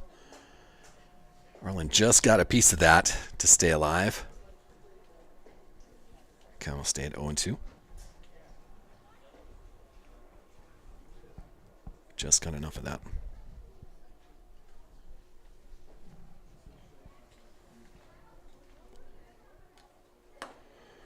Swing and miss. It gets away from the catcher. Arlen Peters is going to try to run down to first, and he will beat the throw. The throw goes into right field, but Arlen's looking right at it. He'll just turn around and call it good. Arlen Peters will be at first base. So it's officially a strikeout, but not an out. He reaches first on a K. The strikeout is strikeout number 12, but Arlen Peters will reach first on the pass ball. So with one out and one man on, Justin Koffel is going to step into the box. There's a strike in the outside corner.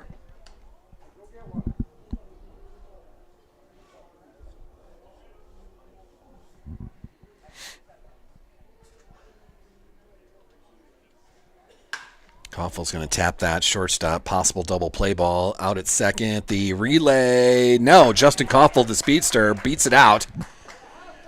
So Koffel's going to reach first on a fielder's choice. Arlen Peters, the 6'4" putout at second base. Koffel reaches first, and that'll bring Tucker Wookie to the plate. 0 for 2 with 2 strikeouts on his night. But 2 outs now for the Cubs. Justin Koffel sitting on first base. Too high there. Tucker will start with a 1-0 count.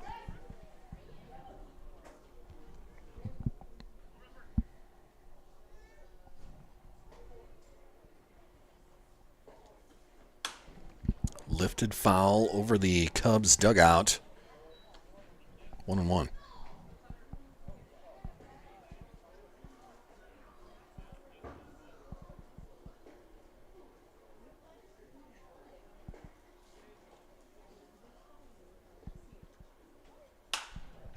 That is also lifted foul down the first baseline. That'll end up just to the right of the bullpen out there in the right field corner. 1-2 to Tucker Wookie. Trying to straighten out a little bit.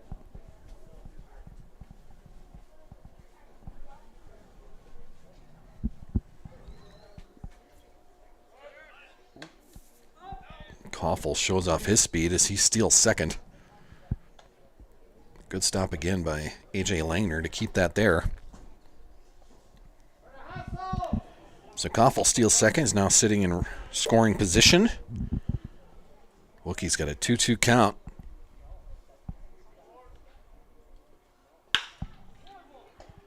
Picked up by the third baseman. He'll throw that across. It bounces to first base, but it gets there. TJ Miller on the pickup. The throw over to Carter Grosseth, and that's going to do it for the 5th inning. But the Cubs add 2 more.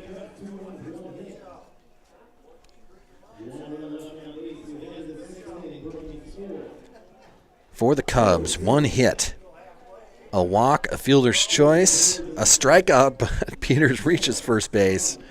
2 runs come across, no errors there. And that'll make it a 4-0 lead for the Brookings Cubs as we head to the 6th inning. Reset some things. There we go.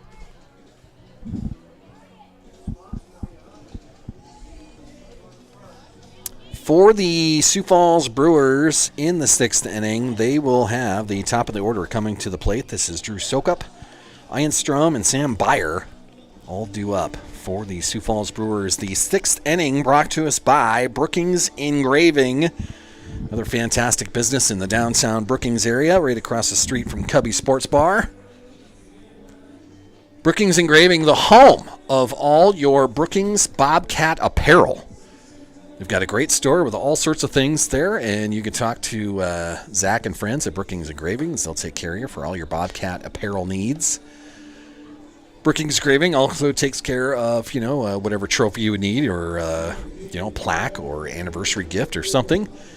But Brookings Bobcat apparel, one of the main areas in Brookings where you can find that, right in the downtown area, man. Support a local business. Once again, Brookings Engraving, thank you for being a sponsor of the Brookings Cubs and being a part of the Sauls Media broadcasts. Having a lot of fun here. Thank you, Zach. You can see the Brookings Engraving logo as part of the advertising logos going through the corner of the screen there. Thank you, Brookings Engravings. We'll make it part of everything we do, or try to anyway.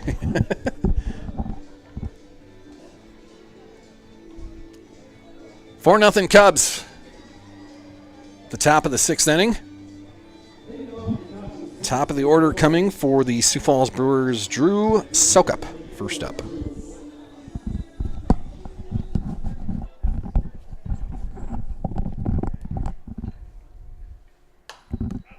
That is tapped foul straight back over the grandstand. 0-1.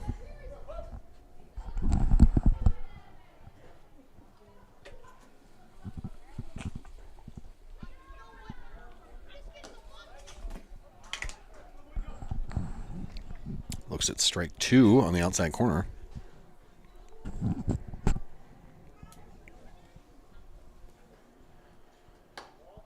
Just misses there. 1-2.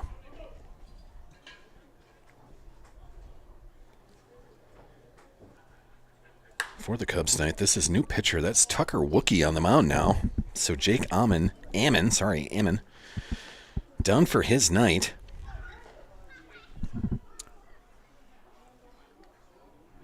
And for Ammon, not sure where Jake went to as far as fielding. But Tucker Wookie now on the mound.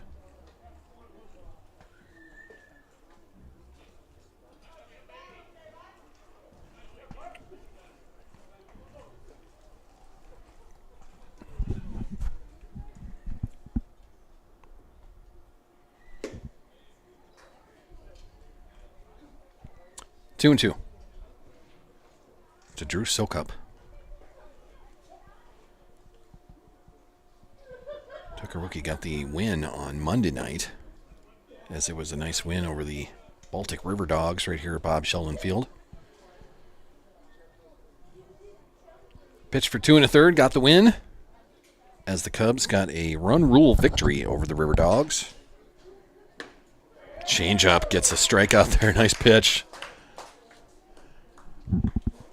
1 out now here in the 6th.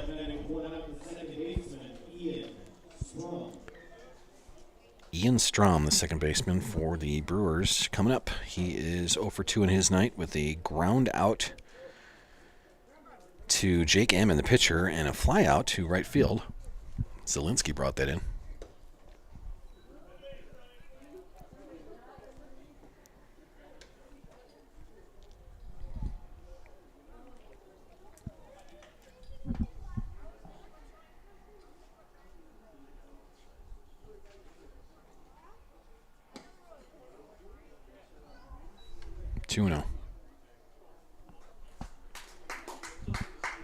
Still trying to figure out where our positions moved around to.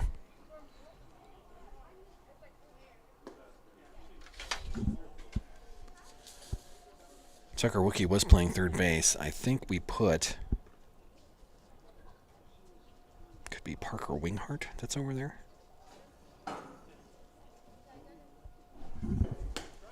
There's a strike. 3-1.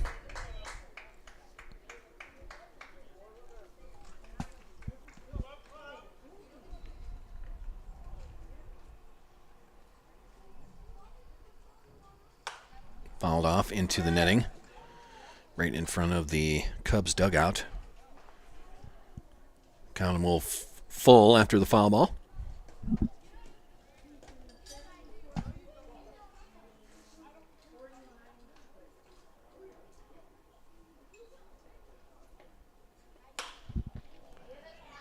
Is lifted to second base away from the glove, and still a throw out. Way to stick with it. That's Nolan Miles that was trying to pick that ball up off the turf, or before it hit the turf. Bounced off his glove, stayed with it, threw it over to first base to Lincoln Vasgard, and got the 4-3 put out. So 2 outs now for the Brewers here in the top of the 6th. And that'll bring the third hitter in the lineup to the plate. This is number 7, Sam Byer, the shortstop. Ground ball, shortstop, picked up and tossed over. Good play there. At shortstop, I think that's still Isaac Bonner. It is. And yes, Parker Winghart now playing third. Okay, so we've got some things that we can do. Good play by Isaac Bonner. That's the 6-3 putout, a 1-2-3 inning here in the top of the sixth. We move to the Cubs side of the sixth inning, the bottom, with a 4-0 lead. So Tucker Wookie now pitching. Now playing third base would be,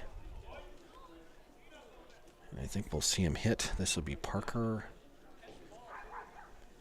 Winghart replacing Ammon.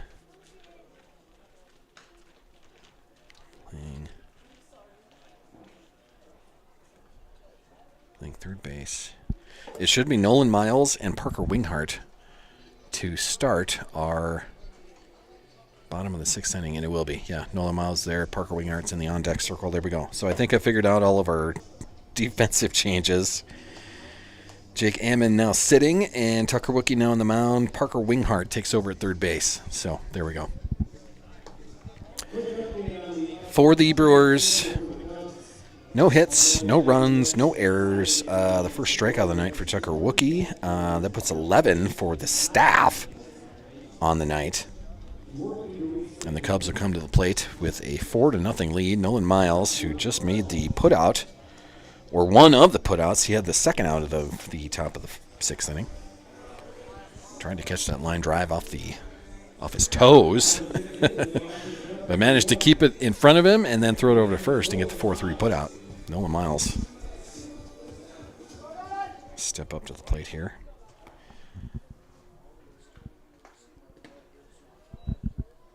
Too low on the first throw. It is still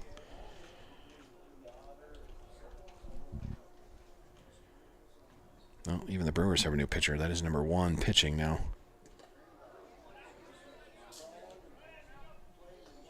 Be a 2-0 count to Nolan Miles. That's number 1 on the mound. That's Dylan Rippentrop. So Andrew Glovich's night on the mound, at least, is done. Not sure where he's at. He could be in right field. Could be just a swap right there. 2-1 to Nolan Miles.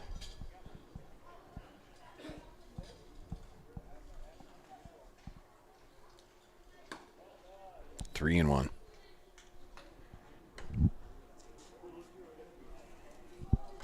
So Glovich will exit in line for the loss at the moment, but 12 strikeouts on his night. Rippentrop is going to start his relief appearance with a walk. And that'll bring the third baseman, the new third baseman, number 14, Parker Winghart, to the plate after the Nolan Miles walk. So Nolan Miles doesn't have an at-bat yet tonight, but he's been on base all 3 times with 3 walks. Racking those up tonight. Winghart's going to start with a strike, so an 0-1 count.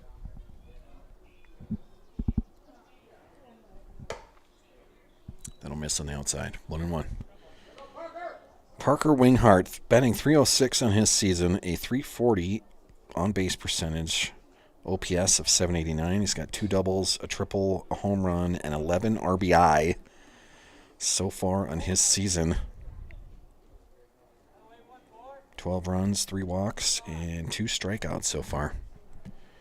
So a 300 hitter entering the game in the 6th inning tonight.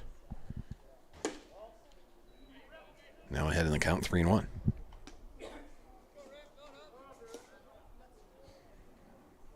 All the defensive trying to figure out who is where and what's going on.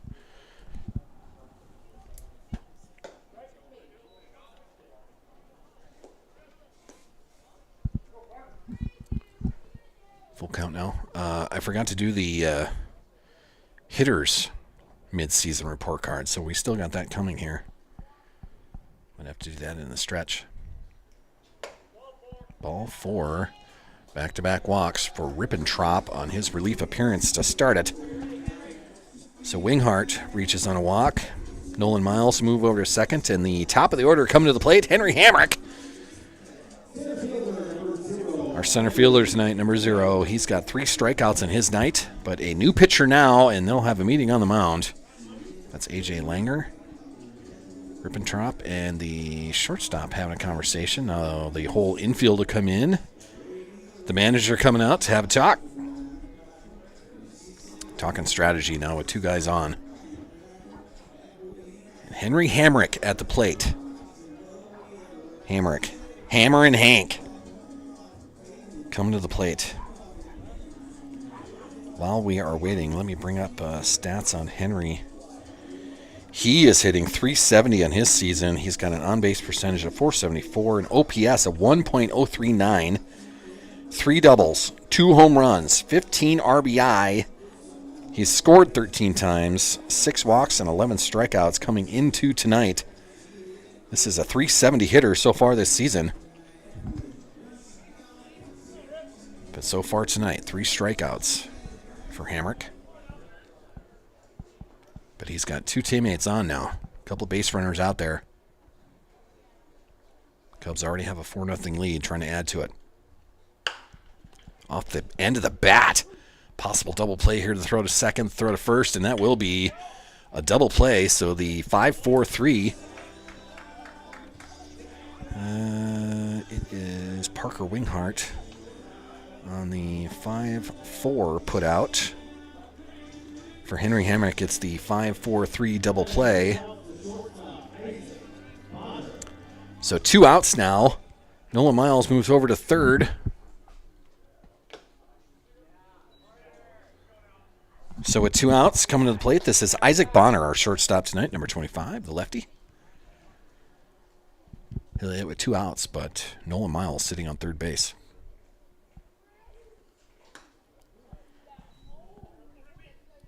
One and 1 count to Bonner. He's rocking the pink bat tonight.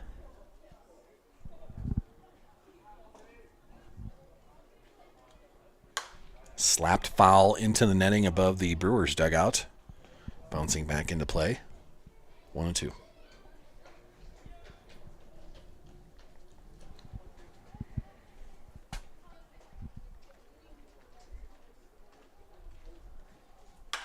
Slapped. Third base. Good stop. TJ Miller's able to keep it in front of him, but that'll be an infield single for Isaac Bonner. And that will score Nolan Miles from third base. So it's a 5-0 lead now for the Cubs. Slapped right down that third base line. It was a good stop, but unable to keep it in the glove. So number 44, Rhett Zielinski, our right fielder tonight. He'll step into the batter's box now with a 5-0 lead with 2 outs and his teammate, Isaac Bonner, on first base.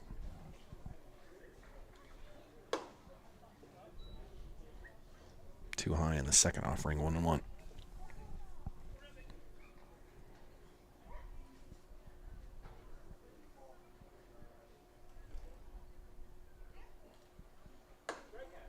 That's a strike in the outside corner, 1 and 2 now.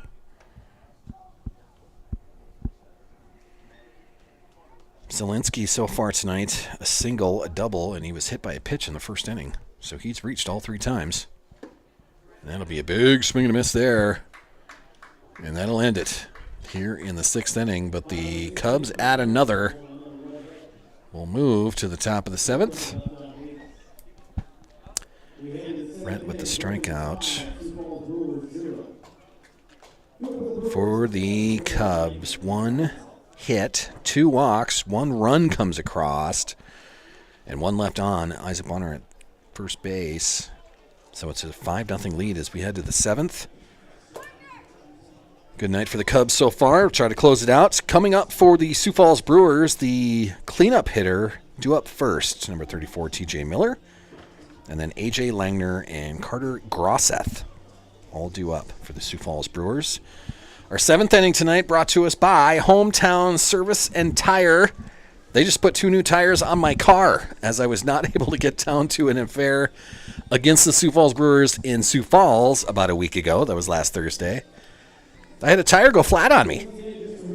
So instead of, putting air in it and seeing if I could make it to Sioux Falls and back, I decided to line something up with Hometown Tire, which is only about 4 blocks from my house. And it's Tim and friends down in Hometown, man. They sponsor a lot of things in Brookings baseball and wanted to be a part of the Brookings Cubs right here on Saul's Media, so thank you to Tim. Hometown Tire, another great repair shop in the downtown area. Tim will take care of you, man. Whatever you need. Engine repair, tire replacement. Yeah, he's a fantastic dude, a fantastic business, and loves baseball. Sponsors baseball, and that's about it, is what he told me, is he sponsors baseball. I think he's got kids in baseball as well, so that's probably why. But thank you, Tim, for being part of the Saul's Media broadcast and the Cubs for the summertime here in 2025. We'll see with how far the Cubs can go. As far as the North Districts, that'll happen at the first weekend of August. The state tournament happens over 2 different weekends. One of those is a work weekend for me.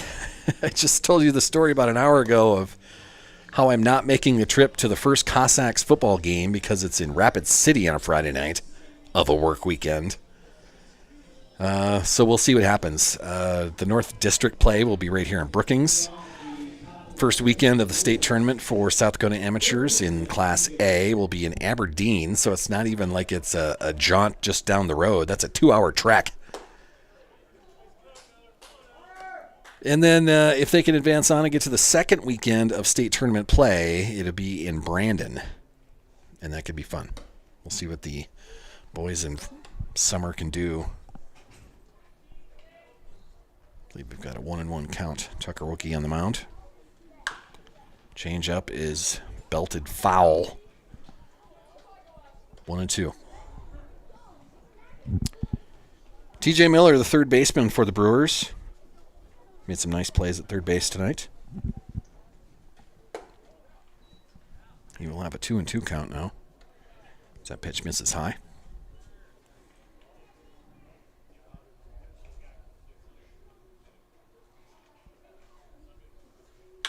Tapped. Left side. Parker Winghart's going to pick that up. Fire across. Great play by Parker Winghart at the third base. The 5-3 putout starts the 7th inning. And that'll bring the 5th hitter in the lineup, A.J. Langner, the catcher for the Brewers, to the plate.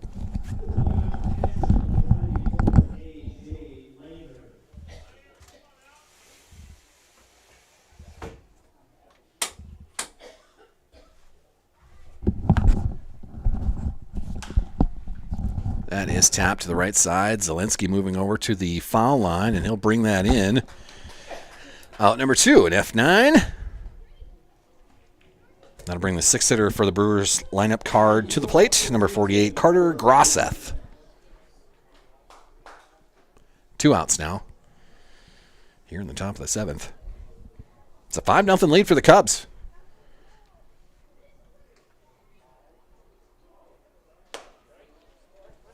Tucker will get a strike on the outside corner. 0-1 to Grosseth. Grosseth, the first baseman for the Brewers tonight. That is tapped into the netting. 0-2. Tucker with a good relief outing on Monday night gets the win. So far, a good relief outing tonight. Trying to preserve a win.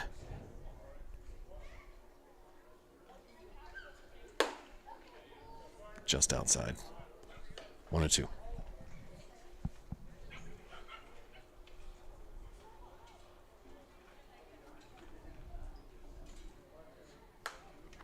Let's fall back into the netting. Count will stay at 1-2.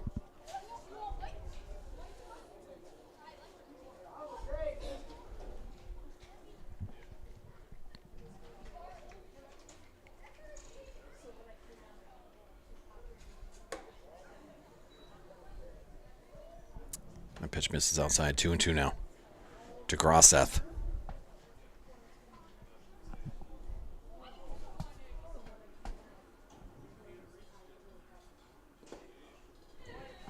That'll be too low. That'll fill the count with 2 outs. Tucker got the first 2 batters of the inning quickly. Now takes this count to full.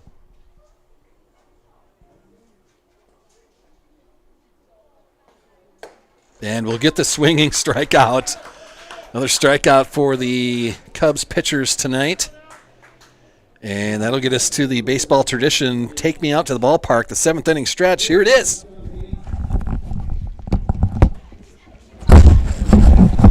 Gary said Barton with Budweiser. We'll see if he's still got it.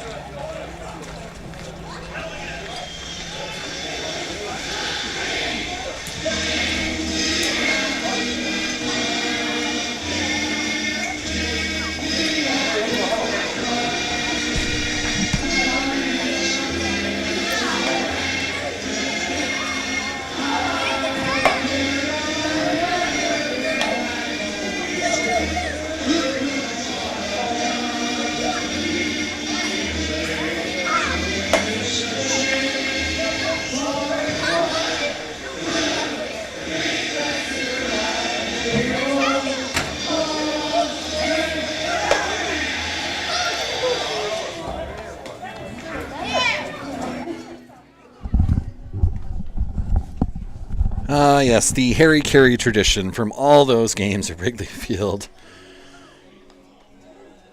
Singing the Take Me Out to the Ball Game anthem for baseball. Trying to search for some things here on Twitter just to get an update on something.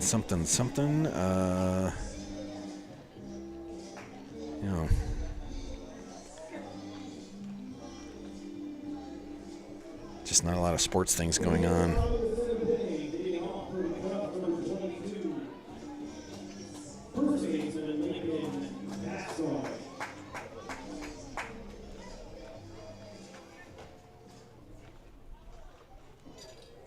Yeah, I'm not finding anything there. So we're going to have to go back to the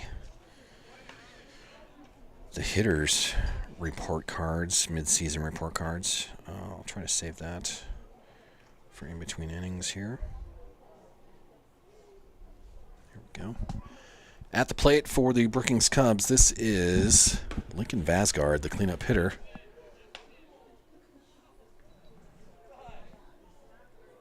That pitch misses. He's got a 1-1 count here. Still pitching for the Brewers, Dylan Rippentrop.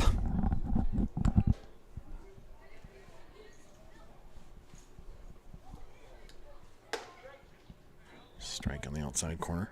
1-2.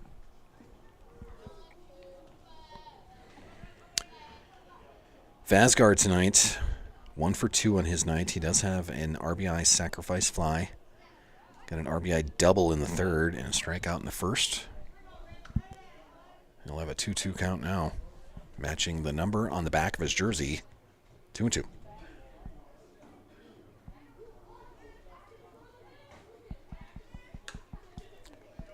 Fouled straight back into the netting.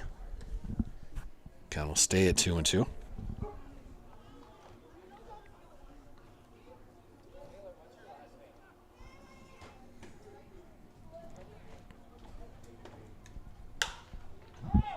That is lifted into center field and ranged underneath that. It is picked up by Drew Sokup. So Vasgard flies out to start the bottom of the 7th.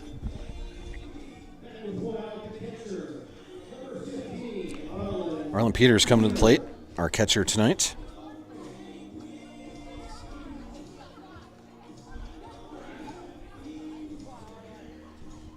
So far tonight, he's got a ground out, reached on a double, and then reached first base on a strikeout as it got away from the catcher on 2 strikes. So Arlen with an interesting night at the plate so far. He'll begin this at bat with a 1-0 count.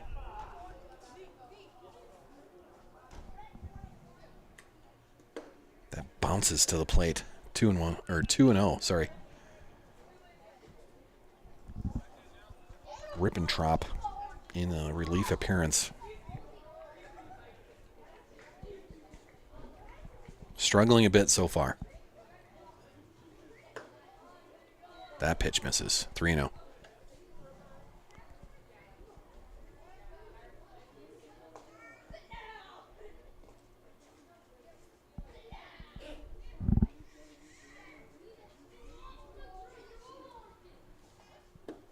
Ball 4 4 straight balls to Arlen Peters, so he'll reach again, this time on a walk.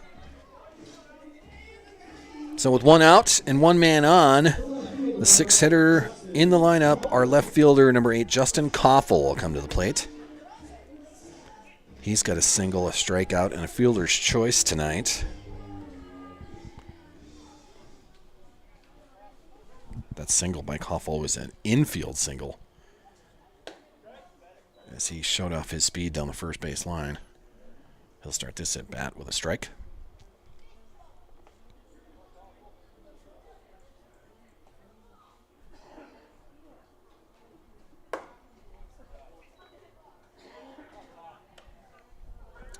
That pitch misses, 1-1.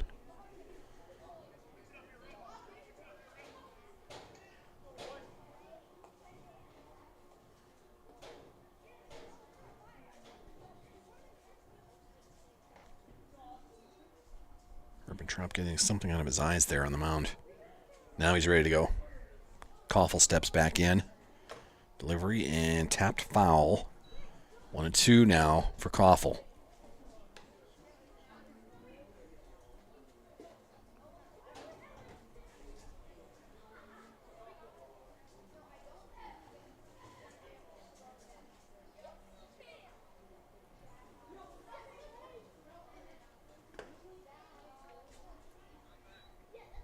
Good stop by A.J. Langner behind the plate. The pitch bounced. But the stop means that Arlen Peters is going to stay at first base. So with a 2-2 count and 1 out, Arlen Peters still on first. Koffel battling. And he'll swing through that. That'll be another strikeout for the Brewers pitching staff. 2 outs now. And that'll bring Tucker Wookie to the plate. Our relief pitcher, number 4. He's got 2 strikeouts and a ground out to third base so far tonight. Tucker trying to help his cause tonight now. That pitch gets away from A.J. Langner. That'll allow Arlen Peters to jet on down to second.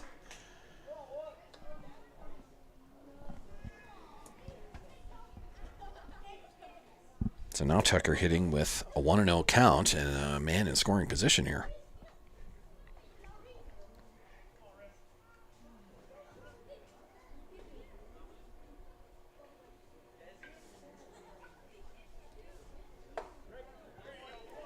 That curveball gets in there, 1-1.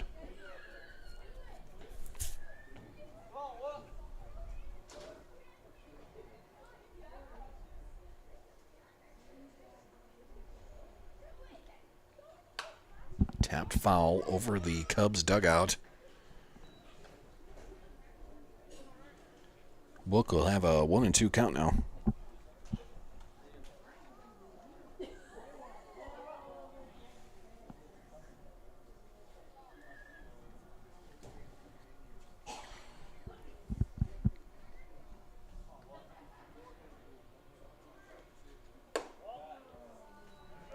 Too high.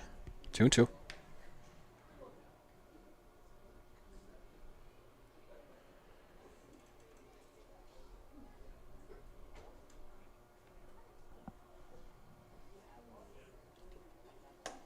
And Wook is going to swing through that. That'll be out number 3 to end the 7th inning.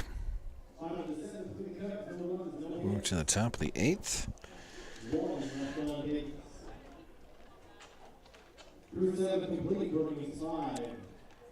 On the inning, no hits, 1 left on a walk. No runs, no errors. So it's still a 5-0 lead for the Brookings Cubs. For the staff of the Brewers, that is strikeout number 15 on the night. Wow.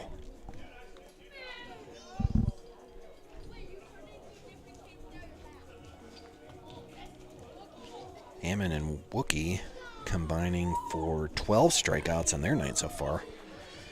So we'll begin the 8th inning here with the Sioux Falls Brewers. It is the 7, 8, 9 hitters in their lineup. This is Andrew Glovich, Andrew Urkonen, and then Dylan Rippentrop all coming to the plate, or at least scheduled to. The 8th inning tonight brought to us by Nick's Hamburgers. Talking about traditions in downtown Brookings. Nick's Hamburgers, man. That has been a hamburger shop since 1929 in the downtown area of Brookings. Get on down there, man. You got to have a Nick's Hamburgers if you've ever tried to eat anything in this town.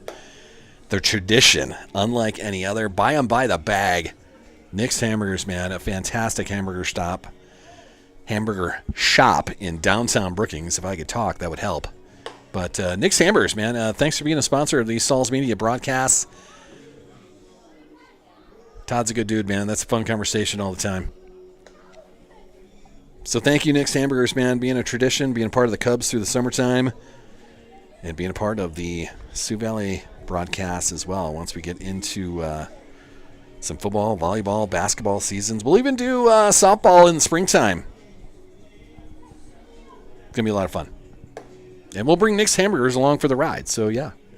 Thank you, Nick's, for being a sponsor of everything we do here on Sauls Media. Just stay busy. That's all I'm trying to do, I guess. One thing after another. One sport after another. Just keep calling things. Who knows? It might lead to something. Hopefully it leads to, I don't know, just more fun in the microphone. Bigger broadcasts, more listeners, more watchers. Maybe I'll be in the NFL someday, be in a booth. Nope, they always give that to ex-players. Sorry, they don't give that to me. Baseball's the same way. In fact, the Twins just had an all-former athlete broadcast. I don't know if you caught that. It was Trevor Plouffe and Justin Morneau. Denard Span might have been part of that broadcast. Yeah, all athletes, says Corey Provis had the night off or something, or was on vacation or something. So they put all former athletes, Justin Morneau and Trevor Plouffe. I'm trying to think of the other two athletes where LaTroy Hawkins does a lot of stuff for him. Denard Span's part of those broadcasts. It's pretty crazy. Tucker Wookie still on the mound for the Cubs. Behind in the count, 3-1. Here he gets a strike. That'll fill the count at 3-2. This is Andrew Glovich.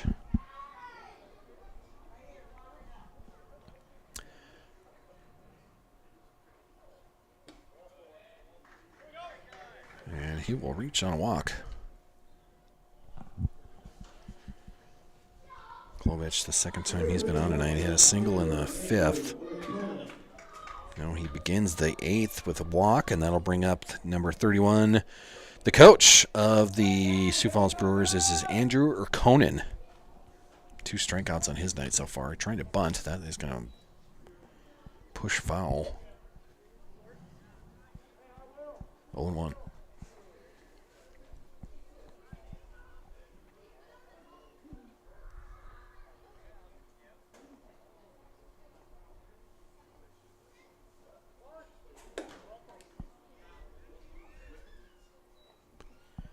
Showed bunt, but pulled it back there.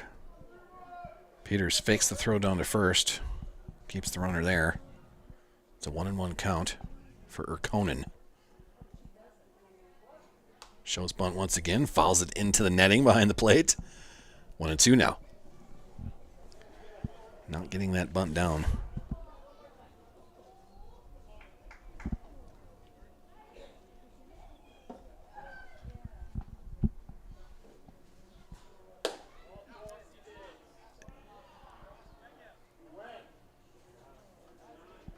So they're saying that is not a swing, and the field umpire not going to try to challenge that. 2-2 count now.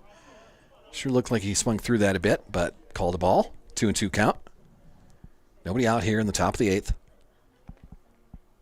Glovich on first base. There's a swing and a miss.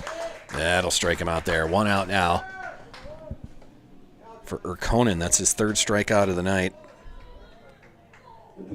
This will bring up the number 9 hitter in lineup, the new pitcher for the Brewers. This is Dylan Rippentrop, who has been trying to bunt in his 2 at-bats tonight with no luck. He will show bunt once again, miss on the first try, throw it on to first. Glovich dives back in.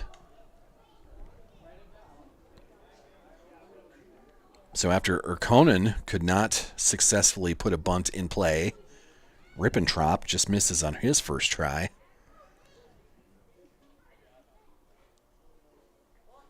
Shows bunt again. Bunts it foul, though. That's off the plate.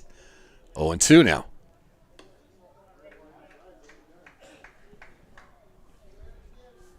These two hitters not having luck keeping these things foul or even making good contact with the bunt. So 0-2 to Rippentrop. He'll show it again. Pull it back. 1-2. Glovich stays at first. Peters faked the throw there.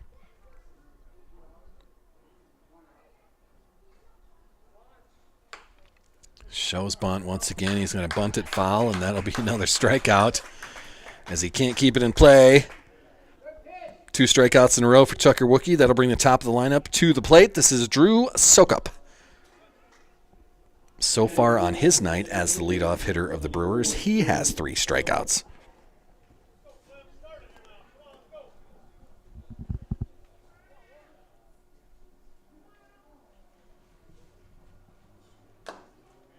Tapped foul.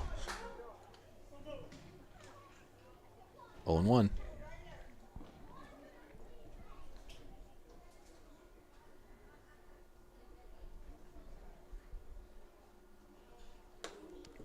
Inside on that, Wookie almost hit him.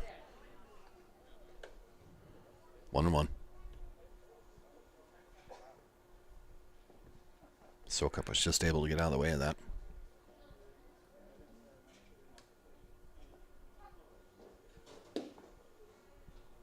Too low on that offering. 2-1 now.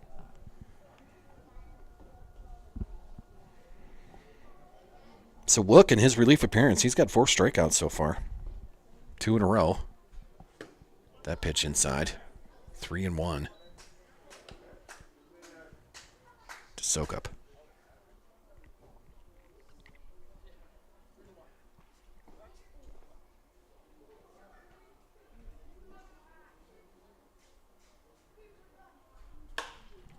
That is lifted down the third base line. It's going to land in fair territory. Gets away from Koffel. He's going to throw it to third.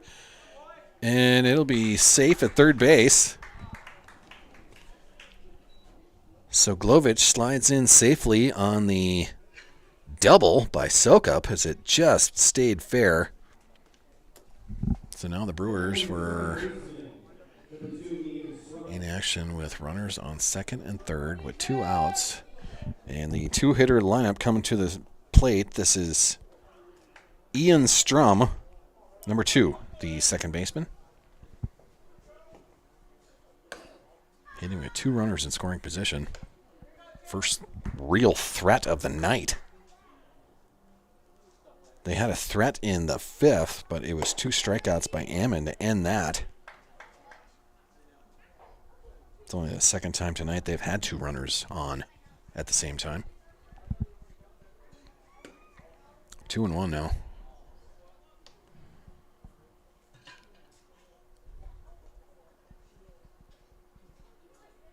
5-0 lead for the Cubs. Wook trying to preserve it. We'll get a 2-2 count against Strum here.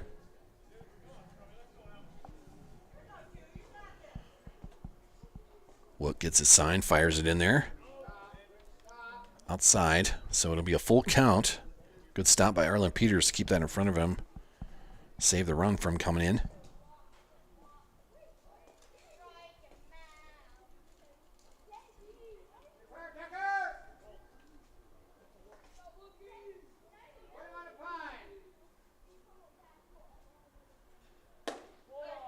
Ooh, strike 3 in the outside corner. What a call. Strum doesn't like it at all, but Wook gets out of that threat unscathed. We'll move to the bottom of the 8th on the called 3rd strike.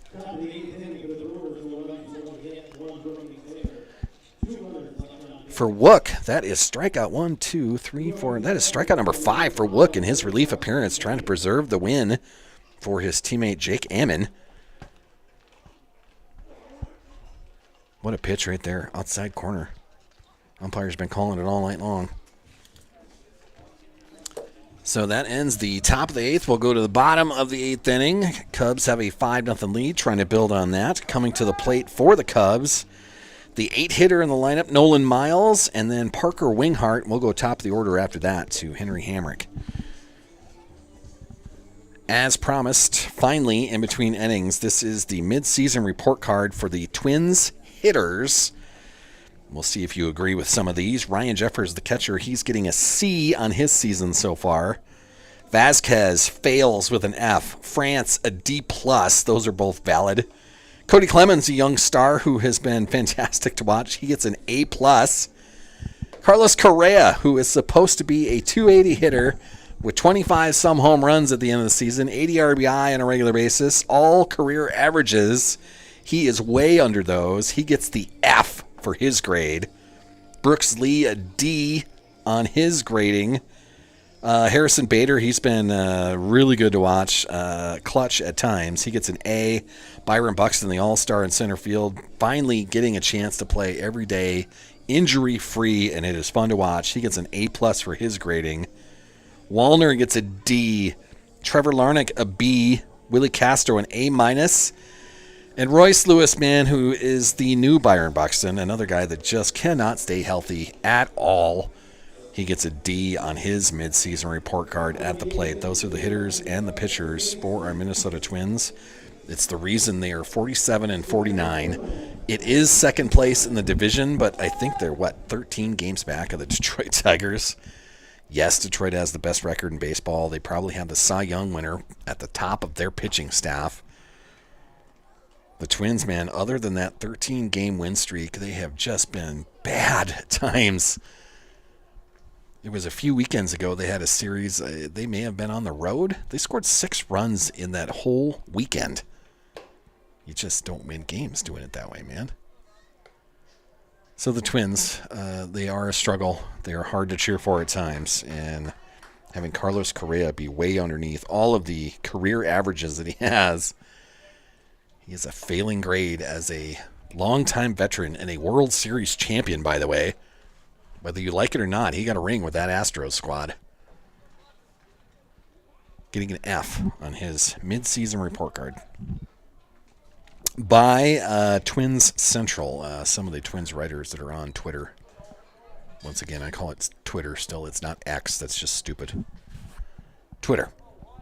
Tweet. Another new pitcher for the Brewers. It is number 24. I'll get your name for there. That is tapped. New pitcher's going to pick that up and go unassisted. Number 24 for those Brewers. That is Drew Sokup now on the mound. Relieving his center field position to take the mound, and he will get the one unassisted there on the tapper back to the mound. He'll tag out Nolan Miles running down the first base line. That'll bring the 9-hitter in the lineup, the new 9-hitter. This number 14, Parker Winghart, playing third base right now. That first pitch gets away. 1-0 with one out here in the bottom of the 8th inning. It's a 5-0 lead for the Cubs. 5 hits on their night, 5 runs. They also have 3 errors on their evening. But still shutting out the Sioux Falls Brewers. They only have 3 hits themselves. Parker's got a 2-0 count here. Drew Sokup on the mound for the Brewers, the left-hander. There's a strike in the outside corner. 2-1.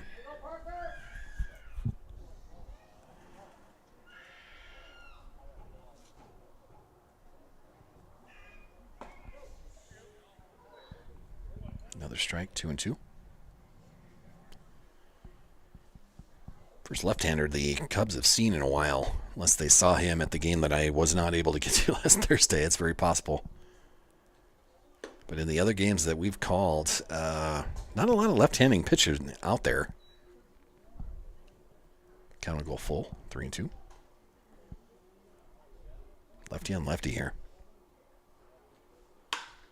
Parker's going to send that right back to him. Good pickup by Sokup on the mound. Throws his glove right on the mound. A look what I found type of pickup there. It's a 1-3 put out number 2, and that'll bring the top of the order up for the Cubs. This is Henry Hamrick coming to the plate. Henry having a tough night at the plate. He's got 3 strikeouts and he grounded into a 5-4-3 double play. See what he can do against the lefty. Start with an 0-1 count.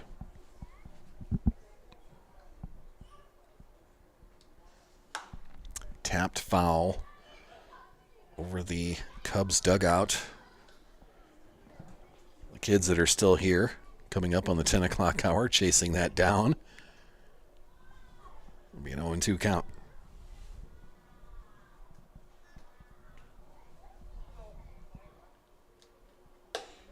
Strike 3 in the outside corner. He's been calling it all night, called another one there, and that'll end the 8th inning. So the Cubs can end it right here. If they could hold off the Brewers.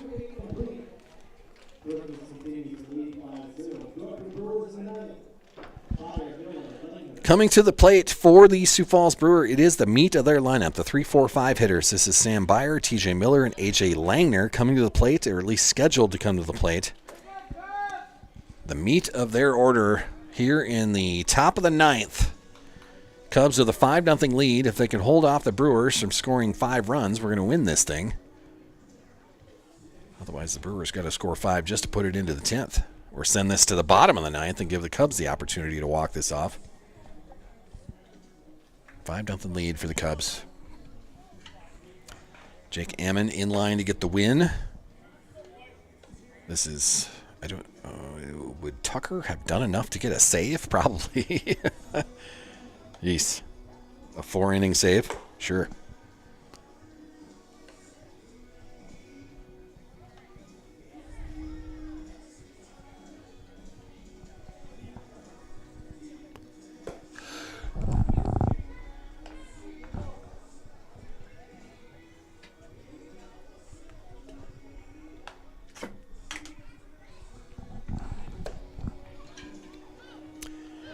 The 9th inning tonight, brought to us by our good friends over in Volga, keeping them a part of our summertime broadcasts and the podcasts and the coaches' shows and everything else that we do. An unbelievably good butcher shop in Volga. Back Alley Meats, right off the downtown area. Dan and friends, they've got everything you need for whatever you're trying to grill out on a Wednesday night like this. Backyard party that you have this weekend or something like that. Burgers and steaks and chops and brats and dogs and everything else that you would need. The one thing that I want to try to sell to you, he came up with an idea called jerky chips, and they are absolutely fantastic, maybe a little bit addictive, but just incredible stuff over there. So head on over to Back Alley Meats, get whatever you need for your table or deck or grill, and just enjoy some of the great quality that they have at Back Alley Meats. Downtown Volga, Back Alley Meats. That is hit down the left field line. That's going to get all the way to the corner past Justin Koffel. This will be a leadoff double for the Brewers. So big hit right there. And the Brewers get something started here in the 9th inning. That was Sam Byer. Leadoff double in the 9th inning here. That'll bring the cleanup hitter to the plate. This is TJ Miller, number 34, their third baseman. Back Alley Meats. It's small town quality, big city selection. A great butcher shop. Get on over there and see what you can do. Thank you for being a part of Saul's Media. These Cubs broadcasts, the Sioux Valley broadcasts we're a part of. Thank you, Back Alley Meats, for everything you do and for all the great products you got over there. Oof. Tapped on left side. Parker Wingard, a great pickup. Throw over to first. That's one out. They decide not to throw it back over to third. So Byer's going to move to third base. TJ Miller with 5-3 put out. That's out number 1 here in the top of the 9th. Great pickup by Parker Wingard. Wow. That was a hard hit ground ball. So that'll bring a 5-hitter to the plate. This is AJ Langner, the catcher for the Brewers. 2 strikeouts and a flyout in his night. Tucker will miss with the first pitch. 1-0. Still 5-0. 1 out here in the top of the 9th. There's a strike in the outside corner. 1-1.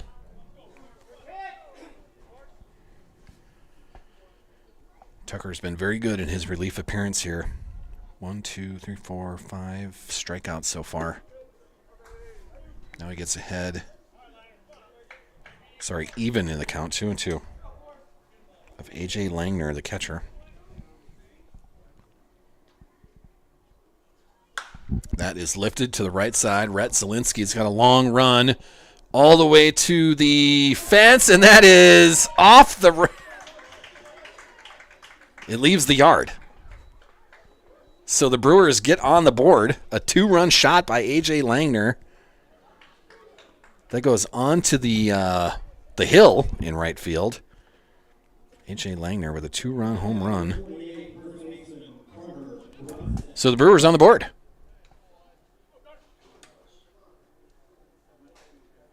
Clear that out. We've got 1 out here in the top of the 9th, but it's a 5-2 affair now. And the 6th hitter lineup coming to the plate, this first baseman, Carter Grosseth. As A.J. Langner just put that into the breeze. Whatever breeze is left here, it's starting to calm down a little, but it was enough. An opposite field shot for A.J. Langner.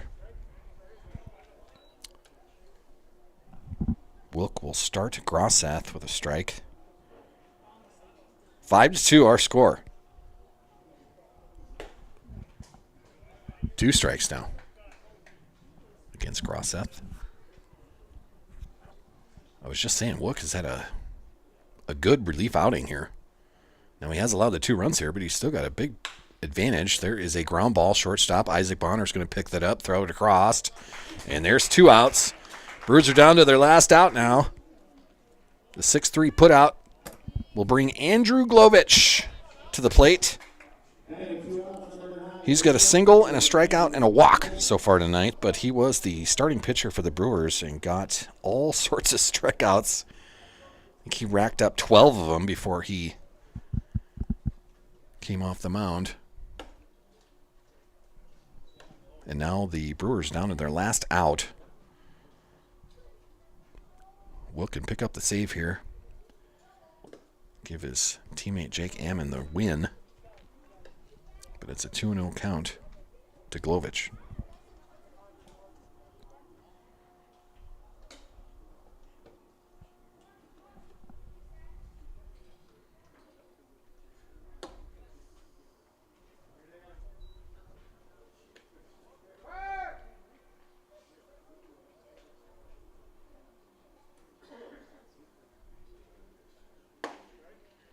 There's a strike. 3-1 now.